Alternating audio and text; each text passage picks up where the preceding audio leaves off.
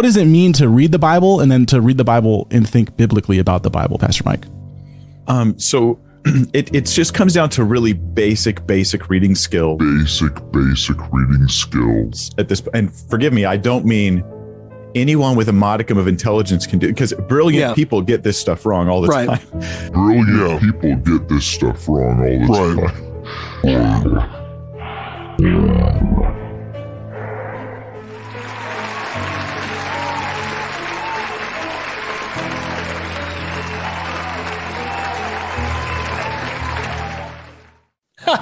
Thank you, Cindy. I really appreciate that. Breaking news. Mike Winder, a pastor of some church somewhere, knows better than all academics in the field when it comes to biblical scholarship. In fact, it only takes common sense to recognize the Bible doesn't teach flat earth.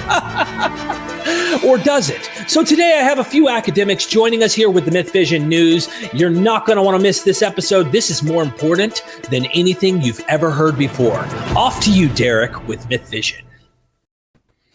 Well, thank you for passing that off to me. I don't know who that guy was, but we're here bringing you the hot topic on the spot, flat earth cosmology. Welcome to MythVision. How are you guys doing? Better now. Doing good. It's great to be on local TV. It is amazing. We are right now on all the news networks. This is a hot issue right now. They actually interrupted what is going on in Ukraine right now in order to cover what we're doing today. That's how important this is.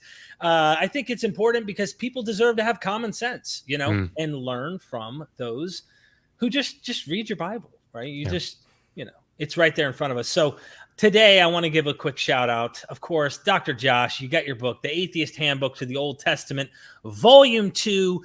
Get you a copy and read it. Also, it's on Audible. Seth Andrews read it. So it is absolutely the voice of an angel when listening to this book. I highly recommend anyone watching today, go get a copy, please. It supports the community and it helps bring more common sense. Also, The Star of Bethlehem, A Skeptical View by Aaron Adair. And of course, in this book, he is taking common sense approaches. Actually, there's a lot of science involved and showing like he goes through all the positions of like trying to prove that there was a star there at the birth of Jesus and they followed it and all that. Of course, walking away, you're going to realize and you're going to have lots of arguments for why that didn't happen. So go support Aaron Adair. Dr. Aaron Adair, of course, is a scientist. I have Dr. Dr. Kipp Davis joining us as well. I don't have a book for him. We will eventually, I'm sure. But you are a Dead Sea Scrolls scholar. So I have a scientist, a Dead Sea Scrolls scholar, and an Assyriologist with a master's in Hebrew joining us today to tell you how stupid we really are and understanding the Bible. And you really need to listen to a pastor from some church somewhere in order to get it. We also have the Patreon. If you want to grow your wings and actually achieve true salvation, join us. I just dropped this one.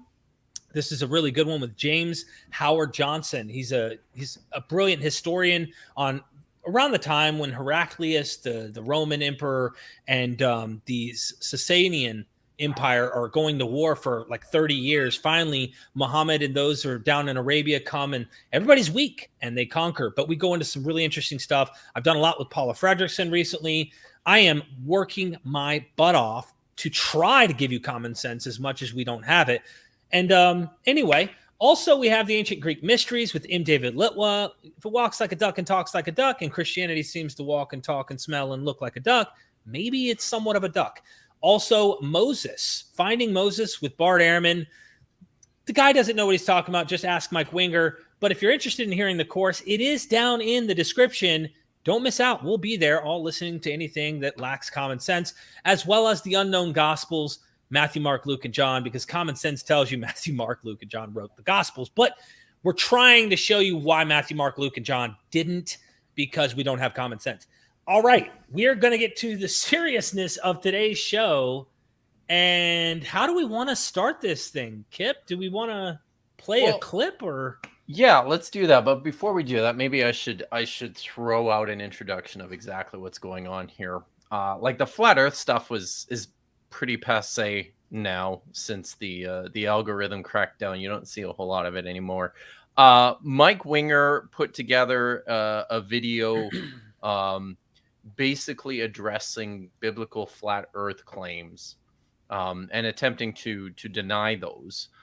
He did this back in 2017, and then recently, it was this summer, and Josh is the one who got us onto this.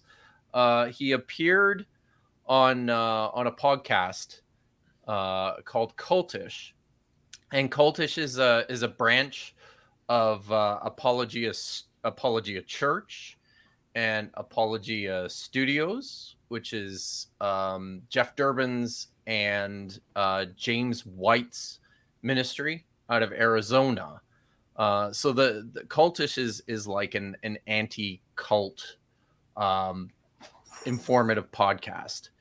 And so Mike came onto this podcast fairly recently just to sort of summarize all the terrible misconceptions that we have about the flat Earth in the Bible, and to show that basically if people are becoming biblical flat earthers, it's not from reading the Bible.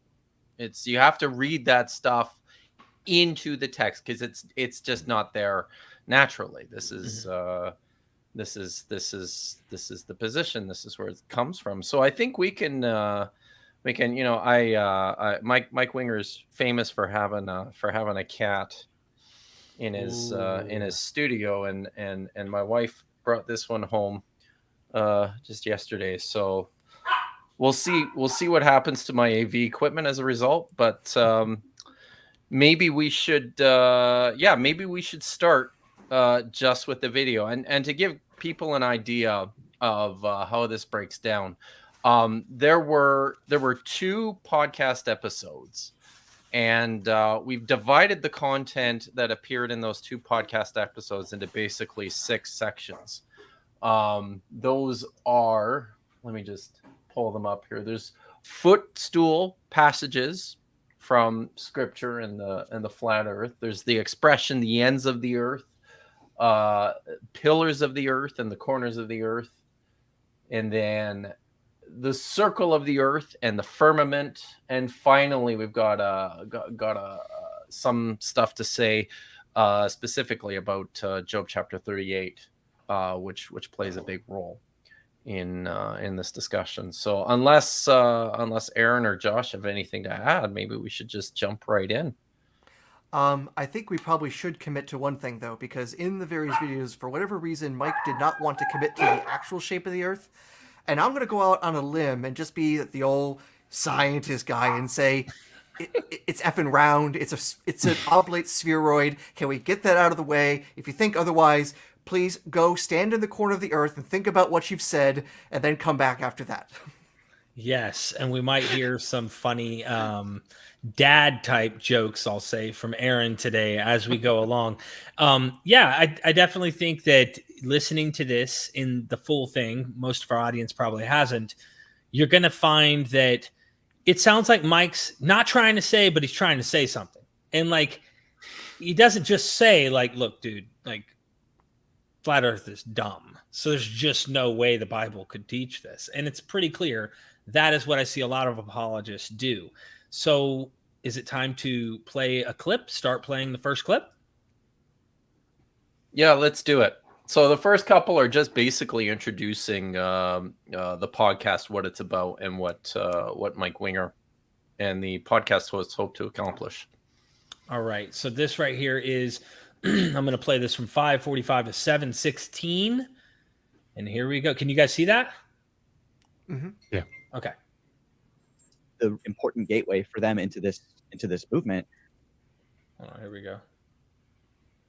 Going to listen into this, and there's nothing I want to say in this podcast I wouldn't say to them face to face. So, Andrew, you can jump in here as well too. But I'm not here to make fun of anyone or condescend to one. And in fact, I actually want to go as far as to actually compliment people who are passionate about that subject. I want to at least give them credence to the fact that they care about the Bible. They care about the fact that that they believe that God's word is authoritative in that. But I think in that, which is a correct belief, I think there is on levels we'll explore it. Some of that passion is very misguided, and we'll definitely unravel into that. So we definitely want to be able to really look at this and really do what your YouTube channel entails us too. Let's be Bible thinkers about this. Andrew, is there any thoughts you want to just kind of you want to lay down as well too, as we kind of jump into this? Yeah, and I'm totally in agreement in terms of being sensitive to the people that may hold to this flat Earth model. My question would be essentially for Pastor Mike too, to elaborate on, because we know that we want to think biblically. Well, if they're trying to use the Bible and they're trying to use the Bible in order to prove the flat Earth model, I think they'd be like, well, how am I not thinking biblically? I'm using the Bible, you know? So what does it mean to read the Bible and then to read the Bible and think biblically about the Bible, Pastor Mike? So it just comes down to really basic reading skills at this. And forgive me, I don't mean anyone with a modicum of intelligence can do, because brilliant people get this stuff wrong all the time. But you just read a verse and you read it in context, right? So Jesus says, for instance, hate your father and mother. You know, if you don't hate your father and mother, you can't be my disciple. And there are some. Okay, so there, I stopped it at the 16-second mark, Kipp. So I think we've got a timestamp issue here. So, okay, but did I not get your modern notes? That might be it. You may not have. So make sure you pull that up. The next one, just for reference, the next one should be from 7:31 to 9:17. But like, I think the important point. There's a couple things to say here, certainly at the outset. One of these things that Mike is going to continue to hammer away on is context. We got to read all this stuff in context. Josh, is there possibly anything that might be problematic with just sitting down and cold reading a biblical text in context from a modern perspective? I mean, so the thing that I think he means by in context, in my opinion, is probably the most problematic, because I think what he means by in context is starting with this idea that the Bible is the inspired, inerrant, and cohesive word of God. So in context will very often entail, well, if it says it here in Isaiah, let's go over here to Jeremiah, or let's go up here to Mark. And we can actually get the full understanding, the full context of what this passage means. This happens all the time in discussions of biblical slavery, right? Where you see something back here in Deuteronomy, you see something back here in Leviticus. But look, if we go up to Matthew, that clarifies. You know, so you have to take it in context. So not only the near context of the actual passage, but you know, I think would be on the very, very, very, very far specific interpretive context of your framework. That would be my biggest problem. I think, like, just to emphasize what you're saying, Kipp, and as somebody who is a layman, who's not an expert but interviews them all day long, is how can someone in a modern context, without factoring in the ancient Near East, act like they know what the context is when they're not actually looking to the context? It's like, what did the Assyrians do? What did the Babylonians do? What did the Egyptians do? I mean, even your own stories that you believe actually happened, at least grant, you're in control. These people in these stories are in control by these massive empires. And we know what happens is influence happens to the people who are ruled by massive empires. So we need to be analogous to the context of what the culture is. What is the ancient Near East? And this is a very big problem I find within modern Christians, you know, who are looking at it and they're going, oh, no. We know the earth is round. Duh. Well, I mean, I will say just very quickly this, if we're going to have, you know, if Mike's going to go with like a modernist view, right, he's going to take this interpretive model of reading it in this more modern perspective, if that's what's going to happen here. I hope he continues to do it. Right, because they'll stop defending things like slavery in the Old Testament. Right, they'll stop defending. Nice, right? Yeah, they'll stop defending passages about divine commands of violence and genocide. Let them be, right, what they are in their ancient context, and you know, read it through your own progressive moral system. Yeah, let's keep doing that, I guess. But yeah, oh, that's okay. I got it in Messenger. If you want to, you got it. All right. It. So the next one should be from 7:31 to 9:17. Is that what that says on your? Can I ask a very quick question, just because he brought it up? So it sounds like he's saying, when he refers to these brilliant people that get it wrong all the time, who do we think he's referring to, just generally speaking? Do we think he's referring to just like really smart, interested non-specialists? Do we think that he's actually talking about scholars in the field? I mean, he said brilliant. He acted like he used the term scholars in the intro. Let's double check that for 1 second. What does it mean to read the Bible and then to read the Bible and think biblically about the Bible, Pastor Mike? So it just comes down to really basic reading skill. Basic reading skills. At this, and forgive me, I don't mean anyone with a modicum of intelligence can do, because brilliant people get this stuff wrong all the time. Brilliant people get this stuff wrong all the time.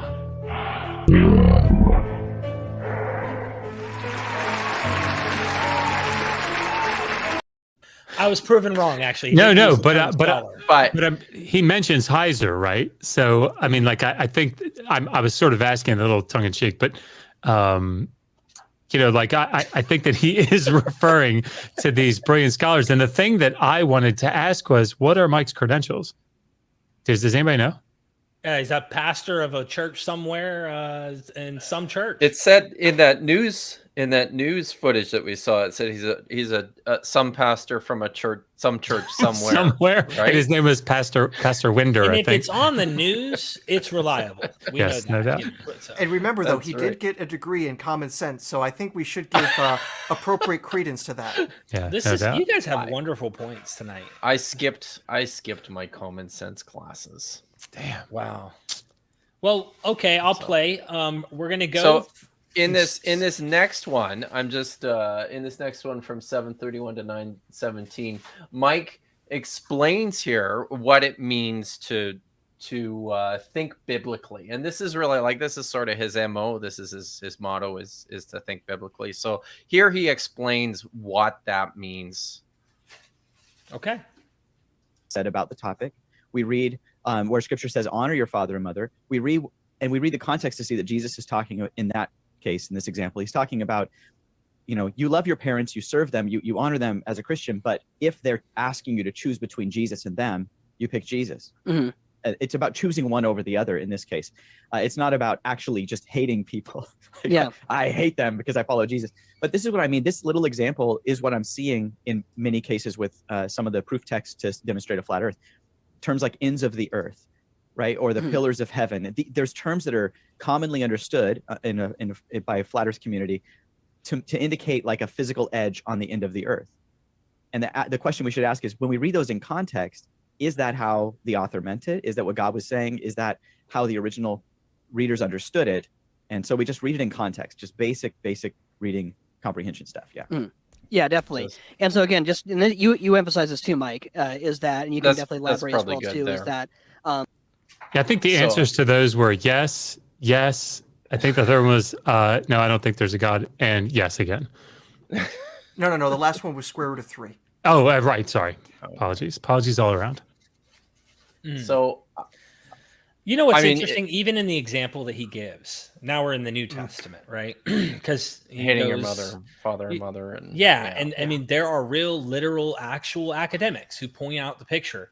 Yes, the gist is that you should love me in the kingdom and follow me. Got it. We get the point, but it's like people want to downplay what he said as if he's not actually saying like a cult, like a Jim Jones kind of cult, where he's saying like, if your family is getting in the way of you in the kingdom, separate yourself from them completely. Like absolutely hate them. Yes, that is the command there. And like trying to downplay that, like, no, he's just like using some metaphor to just be like, you know, compared to them, you should hate them, like compared to the way you love God, or some ridiculous explanation for the words that came out of Jesus' mouth. David Madison wrote a book, 10 Things Christians Wish Jesus Never Said. And that's one of them, where he's like, Jesus literally tells you to hate your mother, your father. And guess who keeps those commandments? Jehovah's Witnesses. Yeah. People who actually excommunicate family members who don't believe anymore, or don't believe like them. That's right. And of course, go ahead. I was just going to say, one of the things we're going to see consistently from Winger here too, one of the things that he really does mean when he says think biblically is harmonize as much as you possibly can, right? So he's got no sense. I mean, he can't. There's no way he can commit to an idea that there's like complex. There's a complex source history behind the biblical text, and quite often what we find when scholars, like textual scholars, such as Josh and myself, when we sit down and read the text closely, one of the things you'll discover is that many of these sources are at odds with one another. So even though in one place in the New Testament, it's providing a much more family friendly, I guess, message about following Jesus, this was not what everybody within Christendom thought. There were others who were like, pick up your sword and get going. And like this is the way people work, right? I mean, if you read through texts from like Akkadian text or Sumerian text from Mesopotamia, you have this wide range of areas over periods of history where the ideas will not be the same, right? Like they'll have a particular concept of what it means to have the bonds of heaven, right? Or what does it mean that the netherworld is likened unto a particular Akkadian term? Is sometimes it means this, sometimes it means that. They'll have conflicting ideas. How did how was creation? Was it a watery mass in the beginning? Was it some sort of a dry? Like these types of things in the ancient Near East are there's not this monolithic concept, this monolithic belief that all people held to. This is what we should expect, from these sources, I think, in the biblical texts. And if we're going to also say we talk about the original readers or the early readers, the people who really know the text, it's also going to have to be pointing out that we also have about 1,000 years of rabbinic commentary before the High Middle Ages, where the Talmudic writers and the commentators were straight up flat earthers. So somehow, if the Earth was telling the world is a globe, somehow the people who eat, sleep, and breathe the text didn't notice. That's apparently no rabbi before 1200 had common sense. I guess that's what Mike would have to suggest. I guess they were getting it from all those flat Earth videos that were all the rage back in the Middle Ages, because they sure weren't getting it from the Bible, right? Yeah, they got them. It wasn't on YouTube back then. I think it was pigeon messaging. Yeah, yeah. The birds passed those around and told people. Just a heads up. Whenever you guys think is fair, let's do super chats whenever. I think we should continue though, and then when we pause again, give me a sign. Let me know when you think it's a good time for us to get to these questions and the super chats, and we'll just keep going. So that there's a lot to cover. So maybe let's just plow forward. Okay. For Mike, from starting at 11:21. He talks now about his goals really for this podcast, which really aren't to prove a spherical Earth. They are to show what the Bible has to, or they're to show, I guess, the ambiguity about the biblical text with regards to the shape of the Earth. Yeah, let's hear what he says, because it's really funny. When I listened to the podcast, I was like, what is he what are you trying to do? Model. We're just looking at these particular proof text. We're not trying to be shills for NASA. We're not part of some elaborate Jesuit conspiracy across going on the last couple centuries. We're simply trying to look at, does the Bible actually match up with? Hold on. I gotta something just came to my attention. I didn't think about the first time listening to this. Did he almost just affirm that there's like a Jesuit conspiracy in a way? Like he kind of like almost confirmed that there's like the last couple hundred years, there's like a Jesuit conspiracy. Maybe I'm overthinking this, but I just thought I'd say that. Like it kind of made me think like, what the hell? Let's assume you're not overthinking it though. Okay. Yeah. Okay. It doesn't actually, John Hagee actually really push that sort of stuff. It wouldn't probably.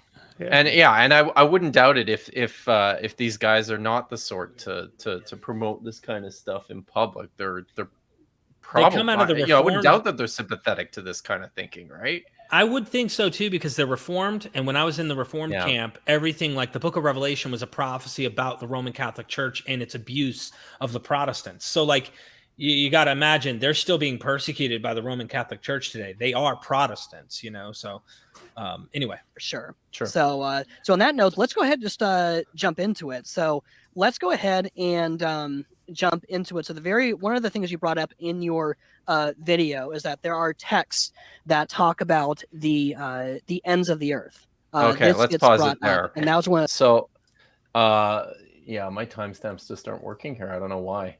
I just downloaded the latest greatest. So yeah. So because we're going to talk about the ends of the earth in a bit, but we're going to start with with their discussion about passages regarding the earth being a footstool, and maybe just jump into those first, Derek. Okay. You're up. Oh, can you play the video first, and then we'll go to the. No, actually, yeah. All right. So, yeah, I'll pull up what I've got here. He's going to talk about several of these passages here, which make mention of the earth as a footstool, and these are promoted by flat earthers to illustrate that this is the shape of the world in the Bible. Thus says Yahweh. This is Isaiah 66:1 and a little bit of verse 2. Heaven is my throne, the earth is my footstool. What is the house that you would build for me, and what is my resting place? All these things my hand has made, and so all these things are mine, says Yahweh. So and then Mike's going to make a point too about how this plays into how this creates problems for imagining what God even looks like by some of these anatomical descriptions. He's going to bring up a passage like Isaiah 40:12, who has measured the waters in the hollow of his hand and marked off the heavens with a span and closed the dust of the earth in a measure and weighed the mountains in scales and the hills in a balance. So I think that's a good place to start from, and we can just go ahead and play the video. Okay, so this is at the timestamp 43:47. Yeah, 43:47. Okay, so I went there. I'm ahead of you, and I don't think you're going to be happy with lining up here. We worked so hard on this. How did this? I know. I don't know. This is blowing my mind, man. Let's try it anyway. Let's see if this. You tell me. Is he even supposed to be on the screen, or is Mike supposed to be on the screen? No, I don't even remember. It's probably supposed to be Mike. Also, specifically, the passage. It's a story of when Moses is holding up the staff and Joshua is fighting, and there's a battle going on. So that ain't right, huh? I'm going with the time. 43:47 in the first video. Shoot. 43. I think. Yeah, we are the first part one. Yeah. What if you jump ahead to 44? I could jump ahead. We could go around, man. We can skip around. We can.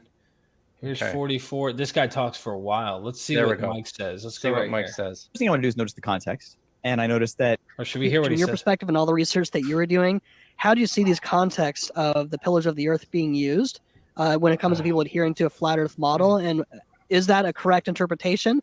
And also, how would we interpret that correctly biblically? Well, the first thing I want to do is notice the context. And I noticed that because you might say, here's one verse. How do these two ideas relate to each other? They're obviously related because the second sentence starts with the word for. Right? For the pillars of the earth are the Lord's. Like, well, how does that relate to this? He raises up the poor from the dust. He lifts up the needy from the ash heap to make them sit with princes and inherit a seat of honor. This is implying that someone's being raised up into some sort of governmental power. And then in the response is, for the pillars of the earth are the Lord's. Now, we've already seen how earth is sometimes used to talk about people. And I think in this context, it's an analogy for what's happening here, that the poor are inheriting a seat of honor. They're being lifted up. And the pillars here are the people in positions of leadership. David is the example in this case. just as the apostles are called pillars in the church, that they're pillars. Mhm. So I think it's just talking about leadership in this case. I really do. In this particular verse, that seems to be the only way to connect it to the idea that the pillars of the earth are the Lord's. He's the one who puts people in seats of honor. He can raise up princes. This is a theme a lot in the Old Testament, God, and in the New, actually. And God is the one who's sovereign over who's leading the nations.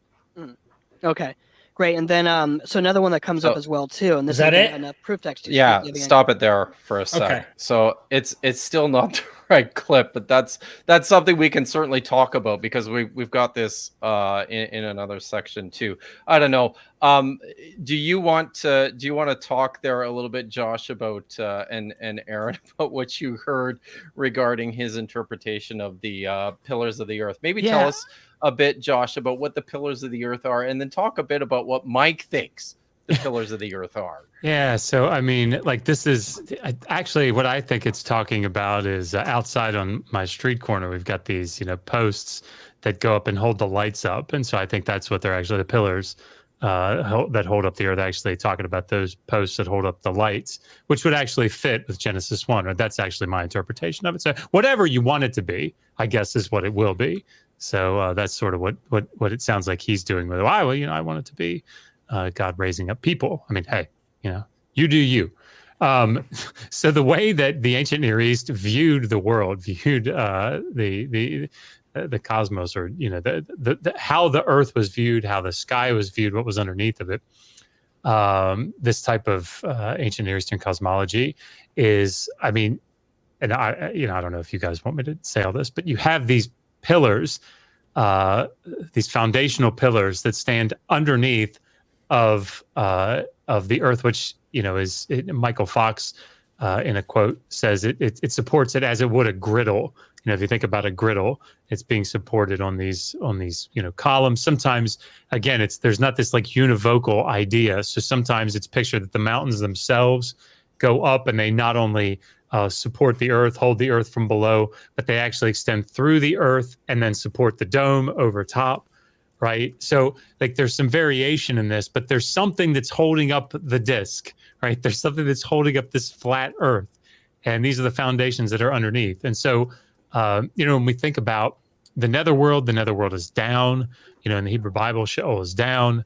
So yeah, like this is what's going on. It really does sound like Mike is just saying, well, it can't be that. Right. Can't be that, because that would be dumb. Yes. There it is. Perfect. So yeah, as you can see, there's, supports down below that hold up this flat earth with this dome over top. Again, you can see off in the sides there, those mountains that come up. There's some, ways that it seems like people thought that there was something that extended out past the mountains.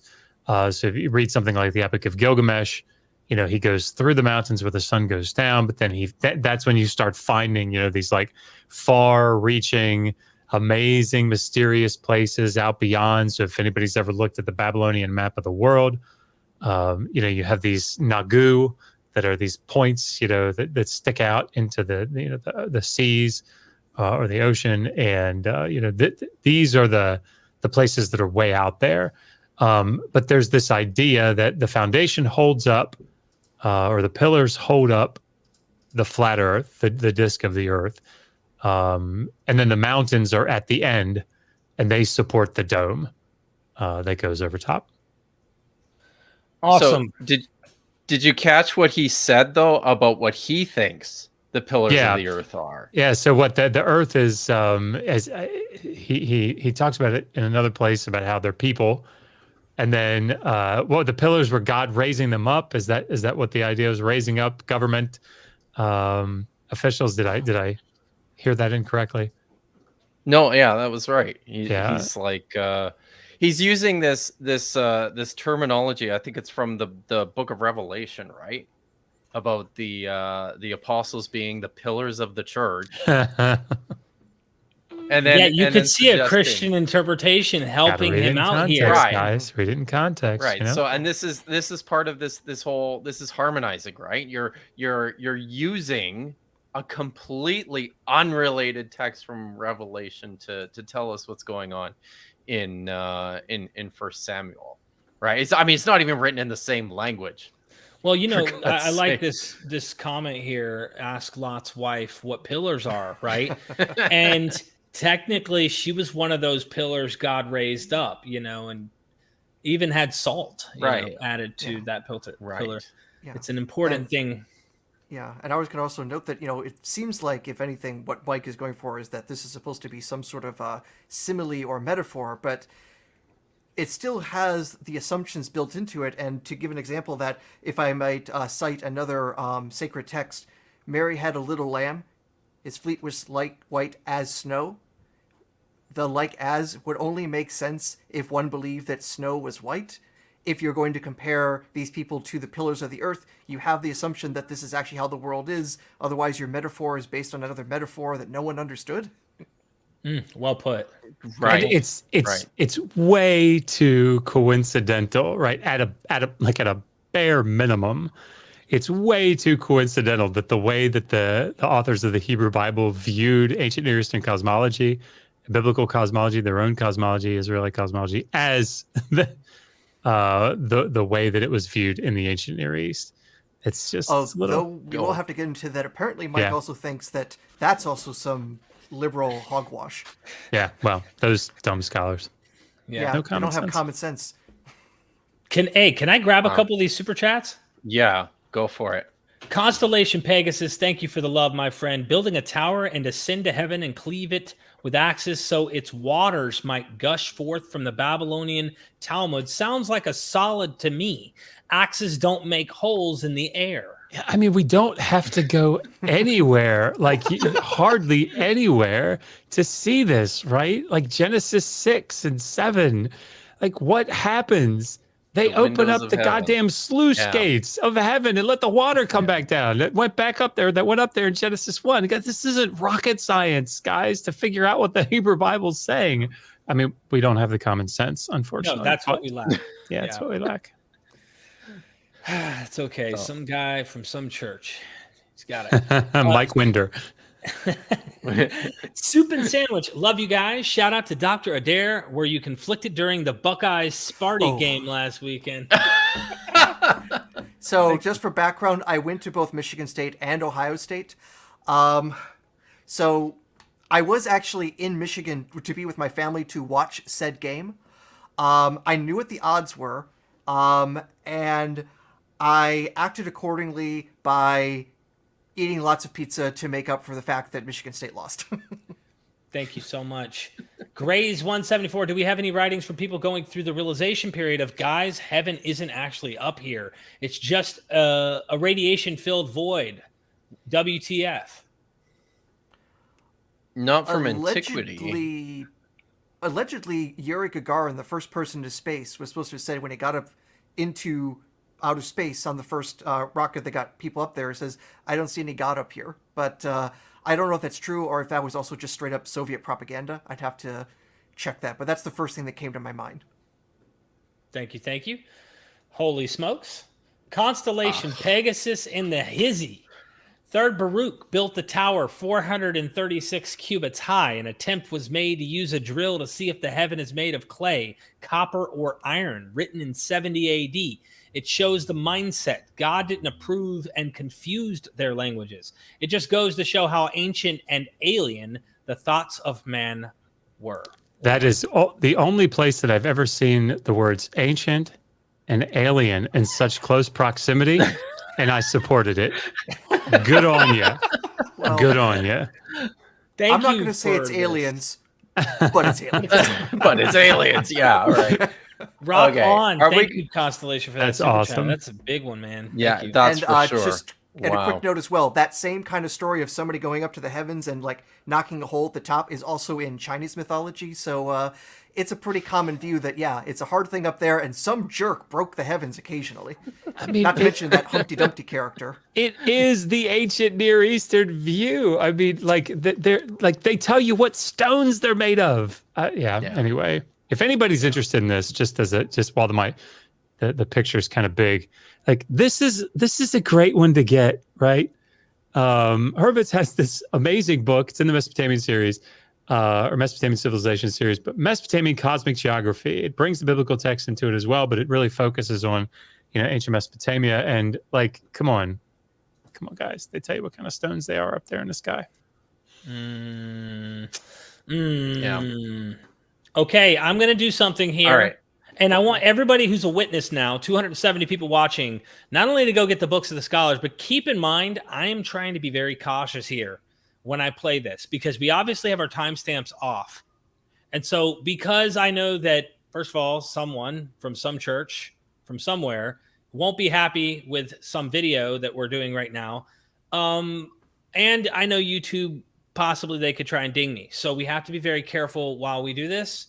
Kipp, what's the time? It's a good thing you got that super chat, Derek. I know, right? Let's go. Footstool passages starting at 43:47. So we'll go back to the original schedule. Should we have a quick word of prayer, or? Yes, please. So pray to your favorite gods, everyone. Listen, I pray that they center their cameras. The fact that he's off on the side like that is just bothering me so much. Who, me? I know. No. One of the other. You got to get the logo in there, Aaron.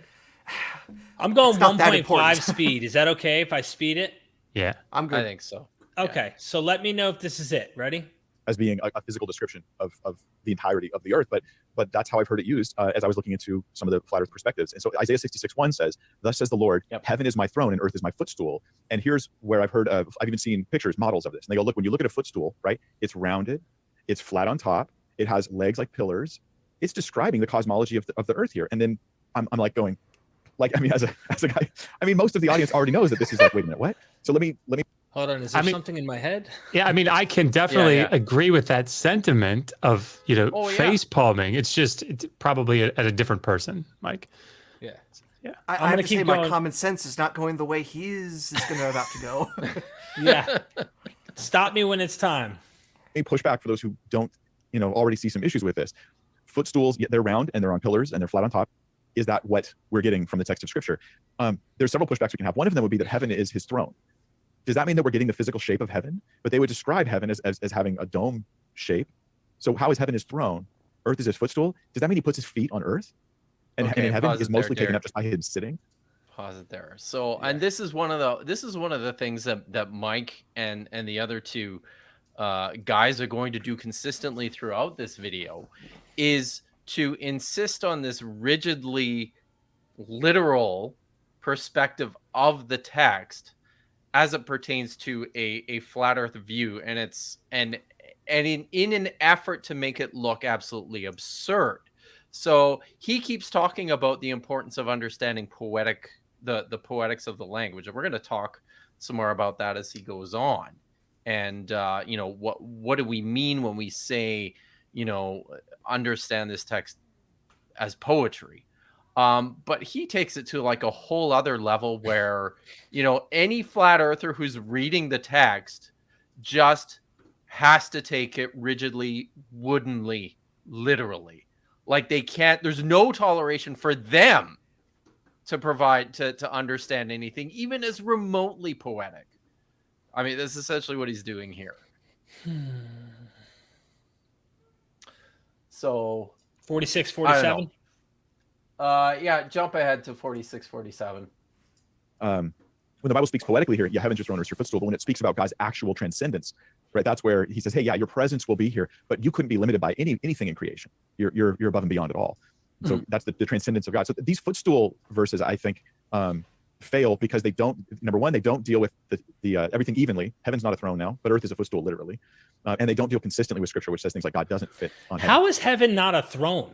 Like, first of all, like, from what I understand, like, if we were comparing this to any and all gods in the ancient Near East, didn't they have thrones like the kings of the earth, and they had councils like the kings of the earth, and like, but in heaven? Yeah, so this is really, and sorry, I promise I won't monopolize this, but like this is the what we're seeing in these stories. For example, if you think about the Etana myth, Etana is a king, and he ends up getting on the back of an eagle, and the eagle flies him up to heaven, right, to stand before the gods. Well, the way that story is so wonderful for ancient Near Eastern cosmology, because it describes things like the shape of the earth, where the seas are, as he goes up higher and higher and he looks down on it.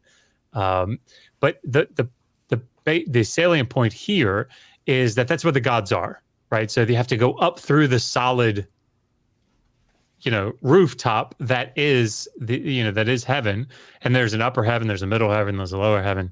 But this idea of what goes on in heaven, what goes on, is very, very old, right? So if you go back to the Lagash border conflict of the 3rd millennium, like Ningirsu is fighting against Shara. Those are the two gods of the cities of Umma and Lagash. Now that plays out in the iconography and in the text as the armies fighting, right? But I mean, you actually see Ningirsu standing there with a battle net. He's the one fighting. It's because there's this cosmic thing that goes on, and this stuff goes on as a result here on Earth. Like this is the point, right? The gods are up here; they have their temple. Then down here on Earth, they have this other temple that sort of mirrors it. This is how it works. It's like mountains too. When we think of mountains, like you talked about earlier, gods are always on top of mountains because the heaven, the highest you can go is up. And I think of Mount Olympus with all the gods that are up there. So like heaven is his throne doesn't make me like, I don't algorize that. I'm not thinking, oh, here's this omniscient, all present, invisible being that's everywhere at all times that doesn't really have a throne. He doesn't really have the earth as his footstool. Who said that's like, who made that up? That's later philosophy. That's like made God into something else. Francesca, of course, in her book. And of course, Yahweh, Divine Images with Daniel I can't even spell, McClellan. And he blows my mind too with his book. I was impressed with that. So I mean, we're jumping into this with assumptions. Like, I'm glad you brought that up, Derek, because there's actually one point. We won't watch the clip, but there's actually one point in this discussion where one of the hosts talks about how the LDS Church, the Latter-day Saints, badly misinterpret the biblical texts, and from that get this sense of God's anatomy. And the crazy thing here is that from an ancient Near Eastern perspective, the LDS Church has it right. Right. Like, or at least the gods in the ancient Near East are physical beings. Like, they have body parts. Mm-hmm. And here the host is going, well, if you're not careful when you're reading the Bible, you could, make the mistake of thinking it's saying God has body parts. It's ridiculous. Yeah. So I mean, that's the problem that I think is going on is there's this assumption. It's like, duh, don't you know, like, all you Christians, haven't we already been taught, and we already know the answer to this question, that God doesn't have a body and he's everywhere all times? Then when you read the Bible, your common sense is going to be like, of course this is metaphor, or of course. And it's like the philosophers, the Greek philosophers, who are reading a text about Zeus coming down and raping a boy or a girl. He did all the above. And you find out he rapes, and then the philosopher goes, that's not what it meant. It like, Zeus can't rape anybody, duh. And so they reinterpret what happened, So anyway, it's just they have this assumption in their understanding of God and morality and ethics and things like that. So they're looking at the Bible going, oh, hell no, that can't be the case. Yeah. Mm-hmm. All right, where are we at? You want me to continue that? So those, I mean, I don't think we have to say anything more about the footstool idea, unless Josh or Aaron wants to say something at the end here of that. We're done with that video, right? And I guess just one last quick thing with the metaphor there. Has anyone seen a spherical footstool? So again, if the Bible's using that metaphor, boy oh boy, do they seem to have a built-in assumption, unless someone is sitting on those bean bags back in antiquity. I'm not quite sure otherwise.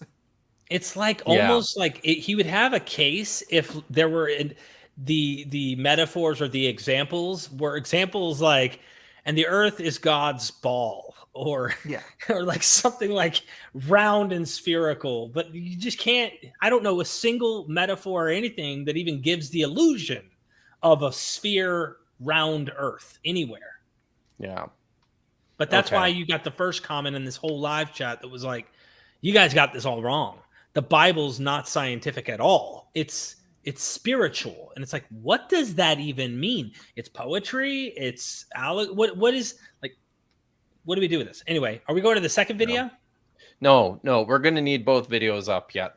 So we're gonna next talk about the expression, which is used all throughout the biblical text, the ends of the earth. Okay.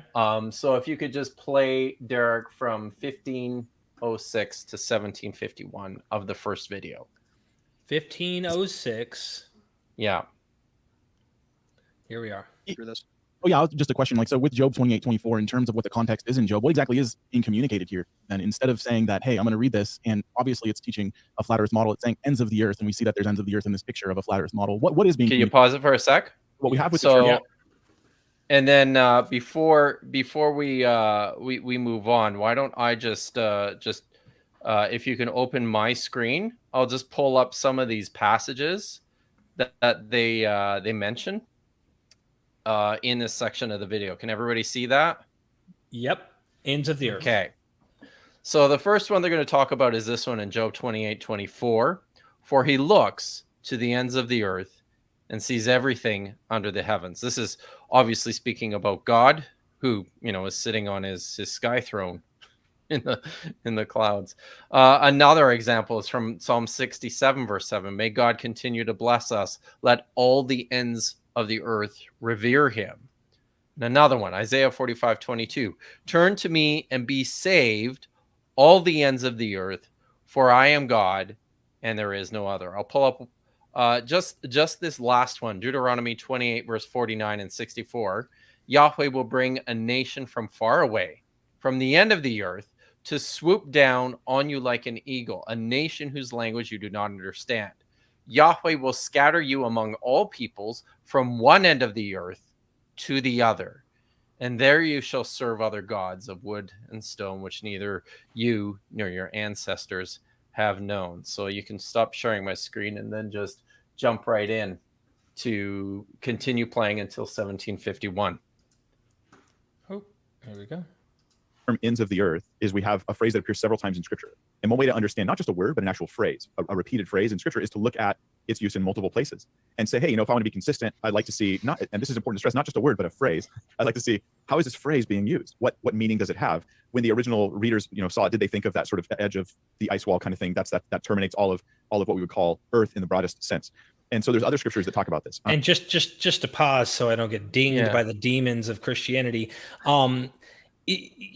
Isn't this, I'm not knocking the idea that look at other examples and try to get as many, text and see how it's used. But here we are with this kind of underlying, without you realizing it, harmonization method that we find with many Christians, like the recent debate on the 7-day week cycle. Like the Bible says over here, so it says over here. And it's like, oh my God, no. So what would you say, just to pause and give a critical response here real fast, would you recommend knowing the language, maybe even looking at language that these words have in common with other cultures? Like, how would you want to get to the meaning of some of these words? Or how would you go about trying to figure out what ends of the earth means? Rather than the Bible says over here and it says over there. One of the things that we definitely need to do is carefully consider these texts together in order to develop a holistic picture of what's going on. And then also, compare and contrast that with what other cultures in the ancient Near East are saying and writing about. Like that diagram, that visual that Josh showed us about the Mesopotamian concept. This is developed from the descriptions in the text. And it does tend to be quite consistent. And something that we're going to discover as we go through this is all of these passages do reflect on various levels this kind of a picture. I also want to throw in that Mike is also trying to compare the biblical cosmology to modern flat Earth stuff, and it's going to be hard to say this, but the modern flat Earth movement's cosmology is better, scientifically speaking, because one of the things that the flat Earthers get right is that sunrise isn't the same for everyone on Earth. For some people, it's night. For some people, it's day. We know that, and the flat Earth model accounts for that. The old biblical cosmology does not. So, strangely enough, modern flat Earth stuff is more scientific. I can't believe I just said that. More scientific than the ancient Near Eastern version. That is roughly equivalent to saying, slavery in the Hebrew Bible is better than what we saw in the antebellum South. Right? Oh. So maybe just I'm gonna go take a shower. Then. Continuing to 1751. Oh no! I just meant continue playing it to 1751. I'm sorry. Okay, so 6. Oh, that's all right. I think we were like here or something. You have to say that there are people on that ice wall edge of the earth, and they're going to turn to him and fear God. Now that starts to sound a little strange because on their view there aren't people there, to my knowledge. But there's more. So Isaiah 45:22 it says, "Turn to me and be saved, all the ends of the earth, for I am God and there is no other." And here there's people that can be saved that live on the ends of the earth. I'm starting to get the impression that this text is just talking about people from far away places. Right? This is just, you turn to God, all the ends of the earth, that it's just a far away Can place. I pause this? I think one of the best scriptures though that shows. Okay, yeah. I agree with him, actually.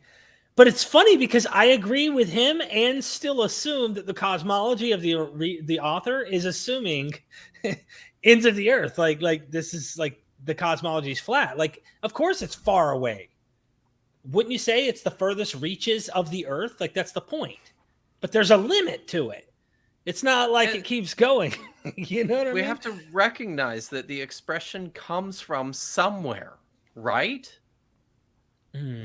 Like when they say ends of the earth as an expression of faraway places, and it just enters the language as an idiom, it originated from this idea that these were the actual ends. But what I was saying before about how this stuff makes sense on a flat biblical cosmological model, what I with this kind of a perspective in view, if you even just bring up the picture again that what Josh presented, so you'll notice there that one of the features of ancient Near Eastern cosmology is that the earth is all gathered into one thing, like it's all together, and it's completely surrounded by the water. So when they say that people were coming from the ends of the earth, or we were going to, go out to the ends of the earth, they very much have this in view. I mean, from their perspective, as far as they knew, because it was really far away, Babylon pretty much was a lot closer to that edge than we are here in the center in Jerusalem. Mm-hmm. So, and I think this is kind of what you were getting at, Derek, where, yeah, it does make sense. Yeah. And that's why I was saying, like, I don't think any of us disagree with the statement that they're really far away. Yeah, that's the point. It's just like, I think he's just assuming that that just means they're far away. And it's like, do you really have to say ends of the earth in order to just say, like, hey, people as far as you can think of? Like, there are other terms I'm sure that could be used, but because it's built in, like you said, where is this language coming from? So yeah, if we can use a similar example when it comes to like sunrise, that clearly comes from the idea that the earth goes around the sun.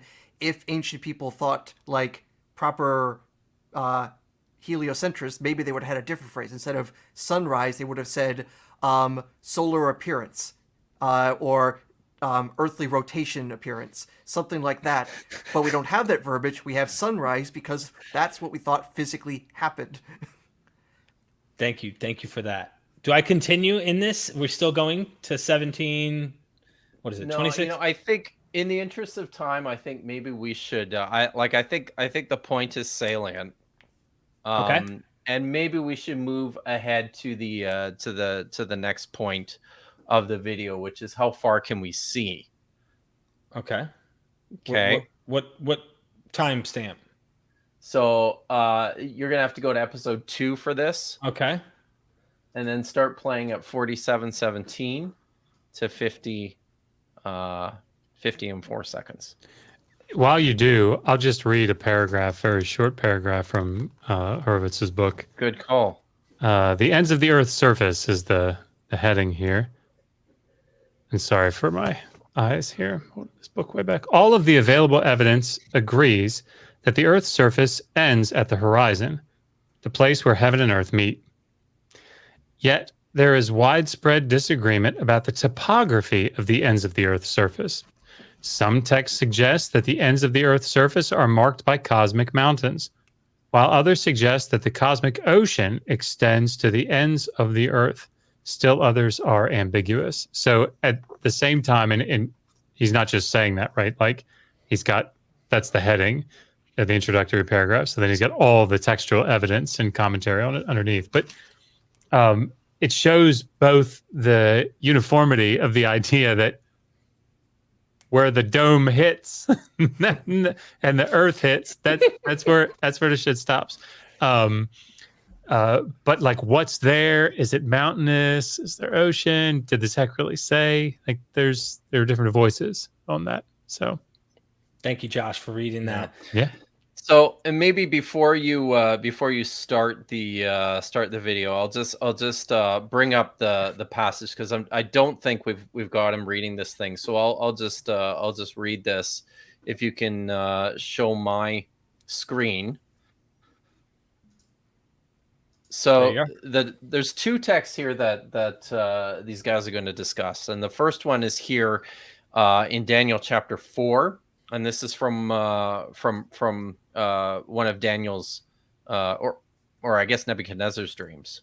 I think this is, or is this Daniel's dream? No, this is Nebuchadnezzar's dream.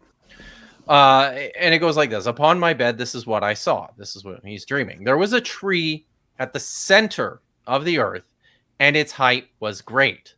The tree grew great and strong. Its top reached the heaven, and it was visible to the ends of the whole earth. There's that expression once again. Its foliage was beautiful, its fruit abundant, and it provided food for all. The animals of the field found shade under it. The birds of the air nested in its branches, and from it all living beings were fed. You can stop sharing my screen now and then just play from 47:17 to 50 and 4 seconds of the second video. Yeah, this one. We'll have to pause it a few times along that path. So yeah. Just purposefully interrupt me if you think something's worth commenting on. Top reach the heaven that is visible to the end of the whole earth. And so even something like this, and I can get for someone who is, again, and I've watched those videos, and I appreciate the passion that they have. And again, the thing that they, at least they're right on when it comes to people who adhere to the flat earth model, that they're passionate about God's word being true and it having to say in areas of life. In this case, the creation. I get that. I think, but at the expense, but you're jumping into that at the expense of context. So even Daniel 4:11, like, this is a dream that Daniel's having, and I'll admit, I've had some weird dreams. And one of the things with dreams that you're always doing something weird. Like, you get into a fight. Like, every single time when I'd be in my dream, whenever I'd be in a situation where maybe life, pause all of a it sudden there. I'd be. And I think Aaron can probably speak to this from a much more learned perspective than the rest of us. But how possible? Like, he's talking about, even though it's a dream, we're still talking about imagery within this dream that doesn't seem like it's even possible on a spherical globe. It's my understanding that dreams are still going to be limited to the conceptual networks that exist already in your head. And it would be a very strange thing if you are a spherical Earth boy and then you imagine flat Earth cosmology only in your dreams. And of course, it would have been so very simple for this dream to have been ever so slightly changed. Instead of seeing this giant tree to the edge of the earth, what they just said, a tree that you could see 1,000 miles away. That would still say it'd be huge, but it would suggest, hey, why only 1,000? Maybe that actually suggests there's some curvature involved here, some inkling of an awareness that maybe the Earth isn't pancake shaped. But no, it's again completely consistent with the same ancient Near Eastern cosmology for 3,000 years. It's almost like that's what he actually thought, and that's what he dreamed about. Yeah, I mean, you really do have to make, I don't know, seems like a special pleading case here to say that, okay, so everybody around them for, 2,500 years thought this. And all the people in the Hebrew Bible are saying it like they said it. They didn't actually think it, though. But that's why I think the clever thing about this video that we're all hearing, and I hope the audience is taking in, is notice that even with flat earthers, right, he's giving them something to be commendable for. Like, he's like, you know what, I got to give them some credit because at least they're starting with the truth. And that is, this is God's flat earthers. Boom. They are biblicists. Right. They believe in their Bible. And so because at least we have that in common. Exactly. And it's like, there's an assumption here that because the Bible's true, my dear flat earthers, you're just erroneous about this fact because we know the earth isn't flat. So you have to understand that, like, you're just wrong about that, and the Bible doesn't teach that, but at least you believe that God's word is true. Exodus 12 doesn't say that 600,000 fighting men left Egypt. Like, we know that because 600,000 fighting men couldn't have left Egypt then. So, but we know that it's right in what it says, so it has to mean something else. Just can't mean that. Yeah. Good analogy, because someone brought up this is not a scientific book. Well, I guess it's not a book that gets numbers correct. I guess it's a book that just has all sorts of stuff that are mistaken, and you just... until you have the secret reading glasses of the Holy Spirit, you just don't quite know what you're reading here. All the academics are just trying to guess. Anyway, I'll continue. Okay. Continue playing to 50 and 4 seconds. You're going to have to cut it off again because I'm telling you, it's probably going to ding me. All right. Like in slow motion, I couldn't move, and all of a sudden I'd be going there. Or then, I would have a dream where I'd be like falling, and as soon as like I land, I hit the ground, like I wake up. But it would be sometimes I'd speed up really, I'd slow down and then speed up when I'm falling. All these weird things, and then once you realize you're in a dream, like you wake up. So the very idea of a dream. So again, this is kind of an example. He talks about like falling and stopping and things like that. Things that also are real. I mean, again, what is he imagining? He's obviously imagining maybe weird scenarios, but still in the framework of motion that's actually real. It's, I've also had like weird dreams where like I get a bit discombobulated going from one place to the next, but I don't imagine cosmologies that don't exist. I've imagined myself suddenly being in other parties, but that's because I believe in the existence of parties, even if I'm not invited. Never invited. So well put. No, sorry. Another time. Another time, Aaron. No, that's really well put. I like that. Like the conditions of a dream is that you're seeing things that aren't normal. Like the metaphysics of being in a dream is different than being alive here on the earth. So people have like context does matter in that regard. Yeah, it would still be analogous, is your point, Aaron. It'd be analogous to experience or your perception that you have experience from. So. And of course, if you're supposed to be reading it symbolically like you're Carl Jung or something, what's the metaphor? And why does the metaphor look, again, exactly like what people claim the world looks like? That just happens to be scientifically wrong, but completely culturally consistent. Well, we're just wrong about all those other ancient Near Easterners, too, Those ancient Near Easterners just didn't have common sense. Tree is visible all over the earth, and that means it's a flat earth. It doesn't work on a globe. I mean, I agree that doesn't work on a globe. It doesn't really work, I don't think, in real life. I mean, I can't see Mount Everest no matter how powerful my telescope is, so I don't see how that works. But that's kind of like saying, imagine, if you will, a flat earth. It's true now. Because Daniel 4:11 or 4, this whole section is, these are the visions of my head. It's described as the visions of my head. Oh. Isn't that one of the arguments for God, though? You can imagine him. I think it is. Sorry. You know what? Another time. Yeah, another time. I think that was really funny. I'm sorry, he can't imagine a tree on a flat earth visible. I'm sorry, but I'm doing it right now. It's... I do. Did you guys never read? Did nobody read Go Dog Go? Do you know this? Heck, how about just watch the first episode of the new Lord of the Rings series? They have a giant tree seen from the ends of even all the way to Middle Earth. So that's yeah. I all you have to do is literally watch was one just, Amazon series.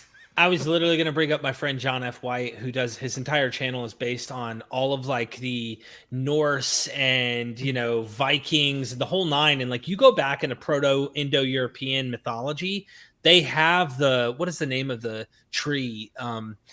It literally houses everything from the world serpent, and like their mythology is this massive tree from which all life came. And I think it's kind of funny that you have like this similar mythology in a way where there's at least a tree in a garden, and you kind of wonder like, what is their thinking here? And I wonder if it's something of the mythology here, that there's this tree that like will give life to all earth and will be seen from all parts, edges of the earth, etc. Well, remember though, the sacred text of the Marvel Cinematic Universe indicates that the tree is actually the Bifrost teleportation or wormholing system that was invented by the Asgardians, who actually have science and magic be the same thing. Again, common sense. Duh. Yeah. Duh. Common sense.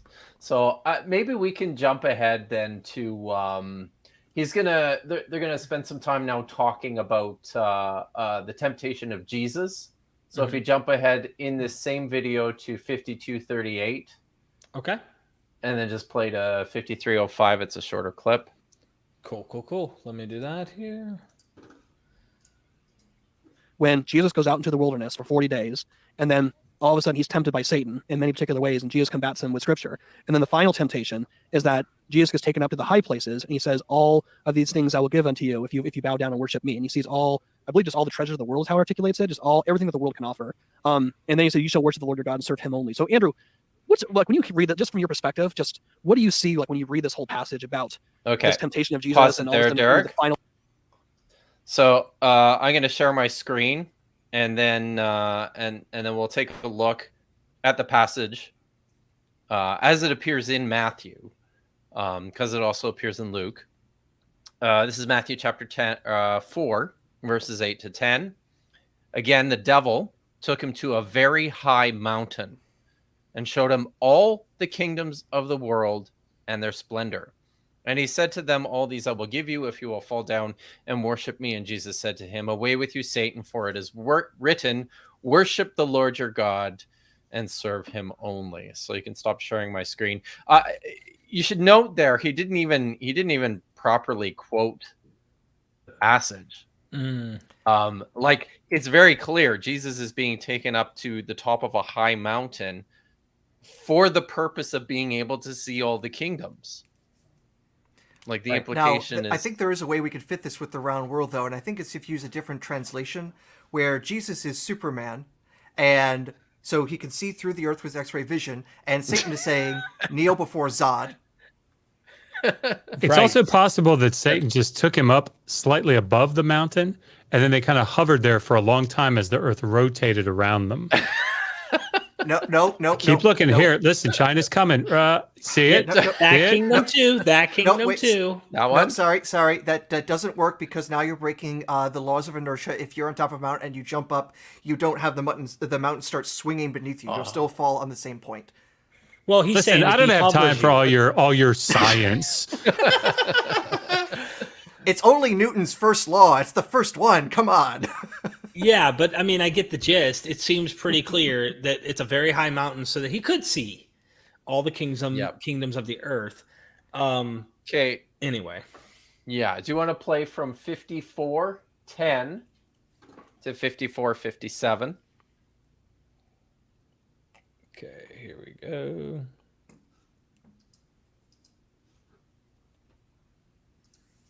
Where humans fail. But thinking of this text as if I was to think of someone who held like the flat earth model, I'd have to say there's got to be some mountain in the world that we can go to, that we can see, and we can stand there and see everything. But is there? Right. But is there? You actually have the ability now to do that. Go climb the top of Mount Everest. It's the tallest mountain we have. Can you see everything there? Or do you believe that everything you've seen on Mount Everest is actually not a real photo of Mount Everest? And it's all just... Hold on. So because we now actually have gone up on Mount Everest, and we're capable of doing that today, and we're actually using that analogy, this somehow debunks that could be what Jesus had done? I mean, they believe... Listen, this is the funny thing. If you look at the lost tribes of Israel myth, so in many of these accounts of the lost tribes, they called this land where the Jews were, or the lost children of Israel, Azareth. And it just meant in its original language another land, but then they started like coin the term as if that's the name of the land. And they believed that they were just on that other side of that river or on that other side of that mountain and all the way down. In fact, a lot of people don't even know. We had Columbus Day. What was that today, isn't it? Today, right now. Today, yeah. Isn't it odd that Columbus Canadian himself, Thanksgiving. Well, Christopher Columbus was on a mission because of his worldview to look for the lost tribes of Israel.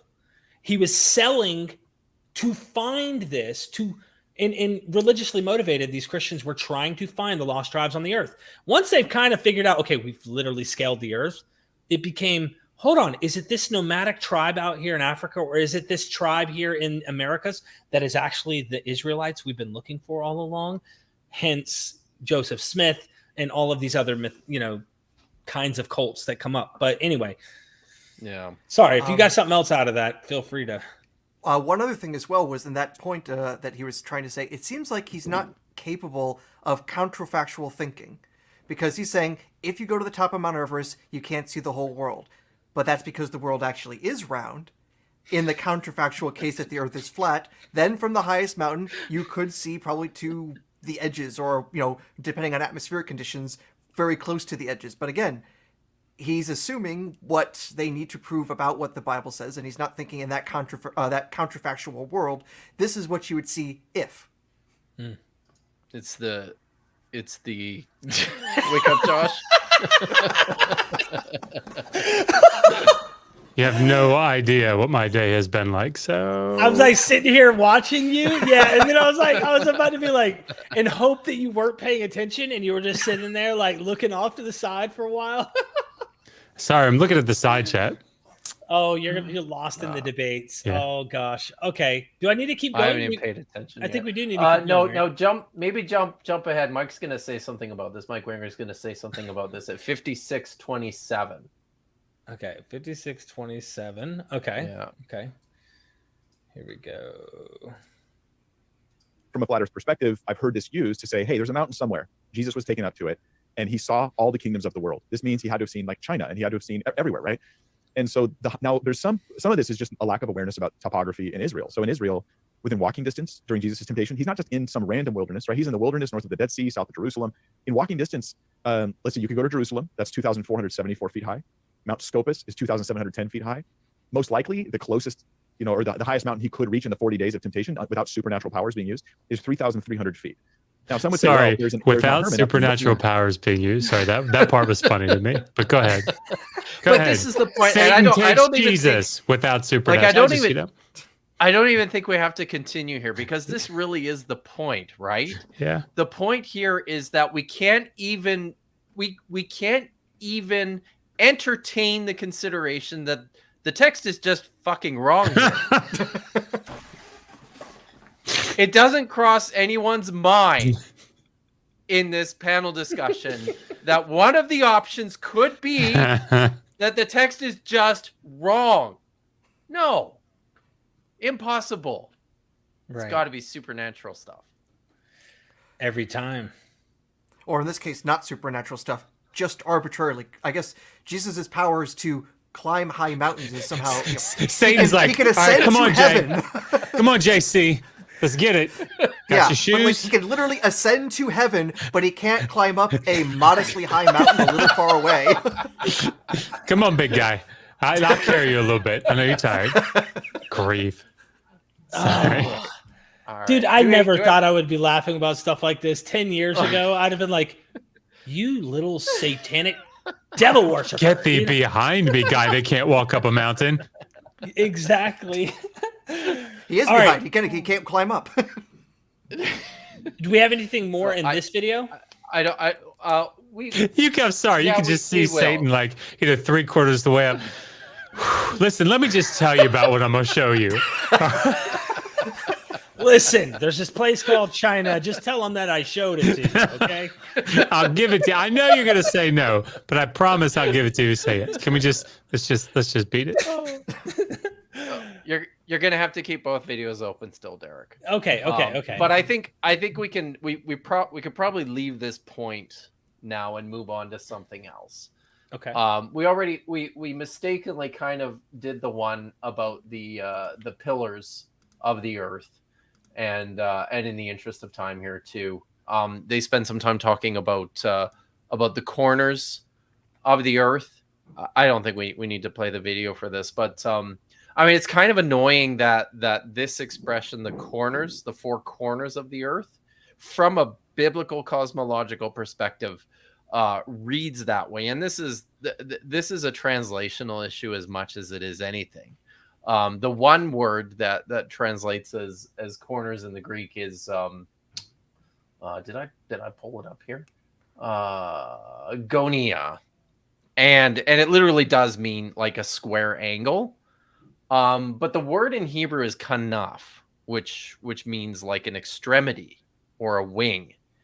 And I much prefer likening what the writers are describing as like compass points. These are the farthest points of the world. And because, they've for the sake of simplicity, from the direction that you travel or from where the wind blows, it's going to come from one of these basic four places. Ergo, there's four ends. So, yeah. And actually a quick, I couldn't find etymological statements getting this, but I was also seeing the word for corner in Greek, and that's in reference to not that the earth is actually square, but more that if you have a compass and then you have basically the crossing points of north, south, east, west, those 90-degree angles are the corners, and that hence give our directions. So it's not that the earth is square, but that's at least how I was interpreting it. It's a possibility, but we'll talk about a square earth a little bit later. So this is going to be interesting. Okay. maybe just at this point, just play in video number 1. Start at 56:22, and they're talking about one of these passages in Job, which teaches about the pillars of the earth. We talked a little bit about this before. These are either they're one of two things within a biblical cosmology. They're like the cosmic mountains or the high mountains that you can see in the distance. In some views, they're actually holding up the sky, but they also can be foundations that are grounded underneath. Imagine to be holding up the actual like terra firma of the earth. But they say something here about what Job is actually doing in this text. So if you play from 56:22 in the first video. Apologetic, it's really neat stuff. Yeah. He's the one who was tempted in all ways as we are, yet without sin. But from a flat earth perspective, I've heard this used to say, hey, there's a mountain somewhere. Jesus was taken up to it. We just did this. And he saw all the kingdoms of the world. Yeah, no. So 56:22. I just did that in the first video. Is this the second video? Yeah, we're that's in part the second 2 right one. now. Oh man. So go to the first one. All right. After this one, let's catch up on the super chats just to get us up to speed. And keep in mind we want to keep going because Josh will be like, hey guys, I gotta go. I hate to do this to you. I can already read his mind. You see what I'm saying? You know what? See it. Wait till you have your 4th and 5th kids. Break for it. I'm not that. I have common sense at least as much as the news guy at the beginning said. So, all right, 56.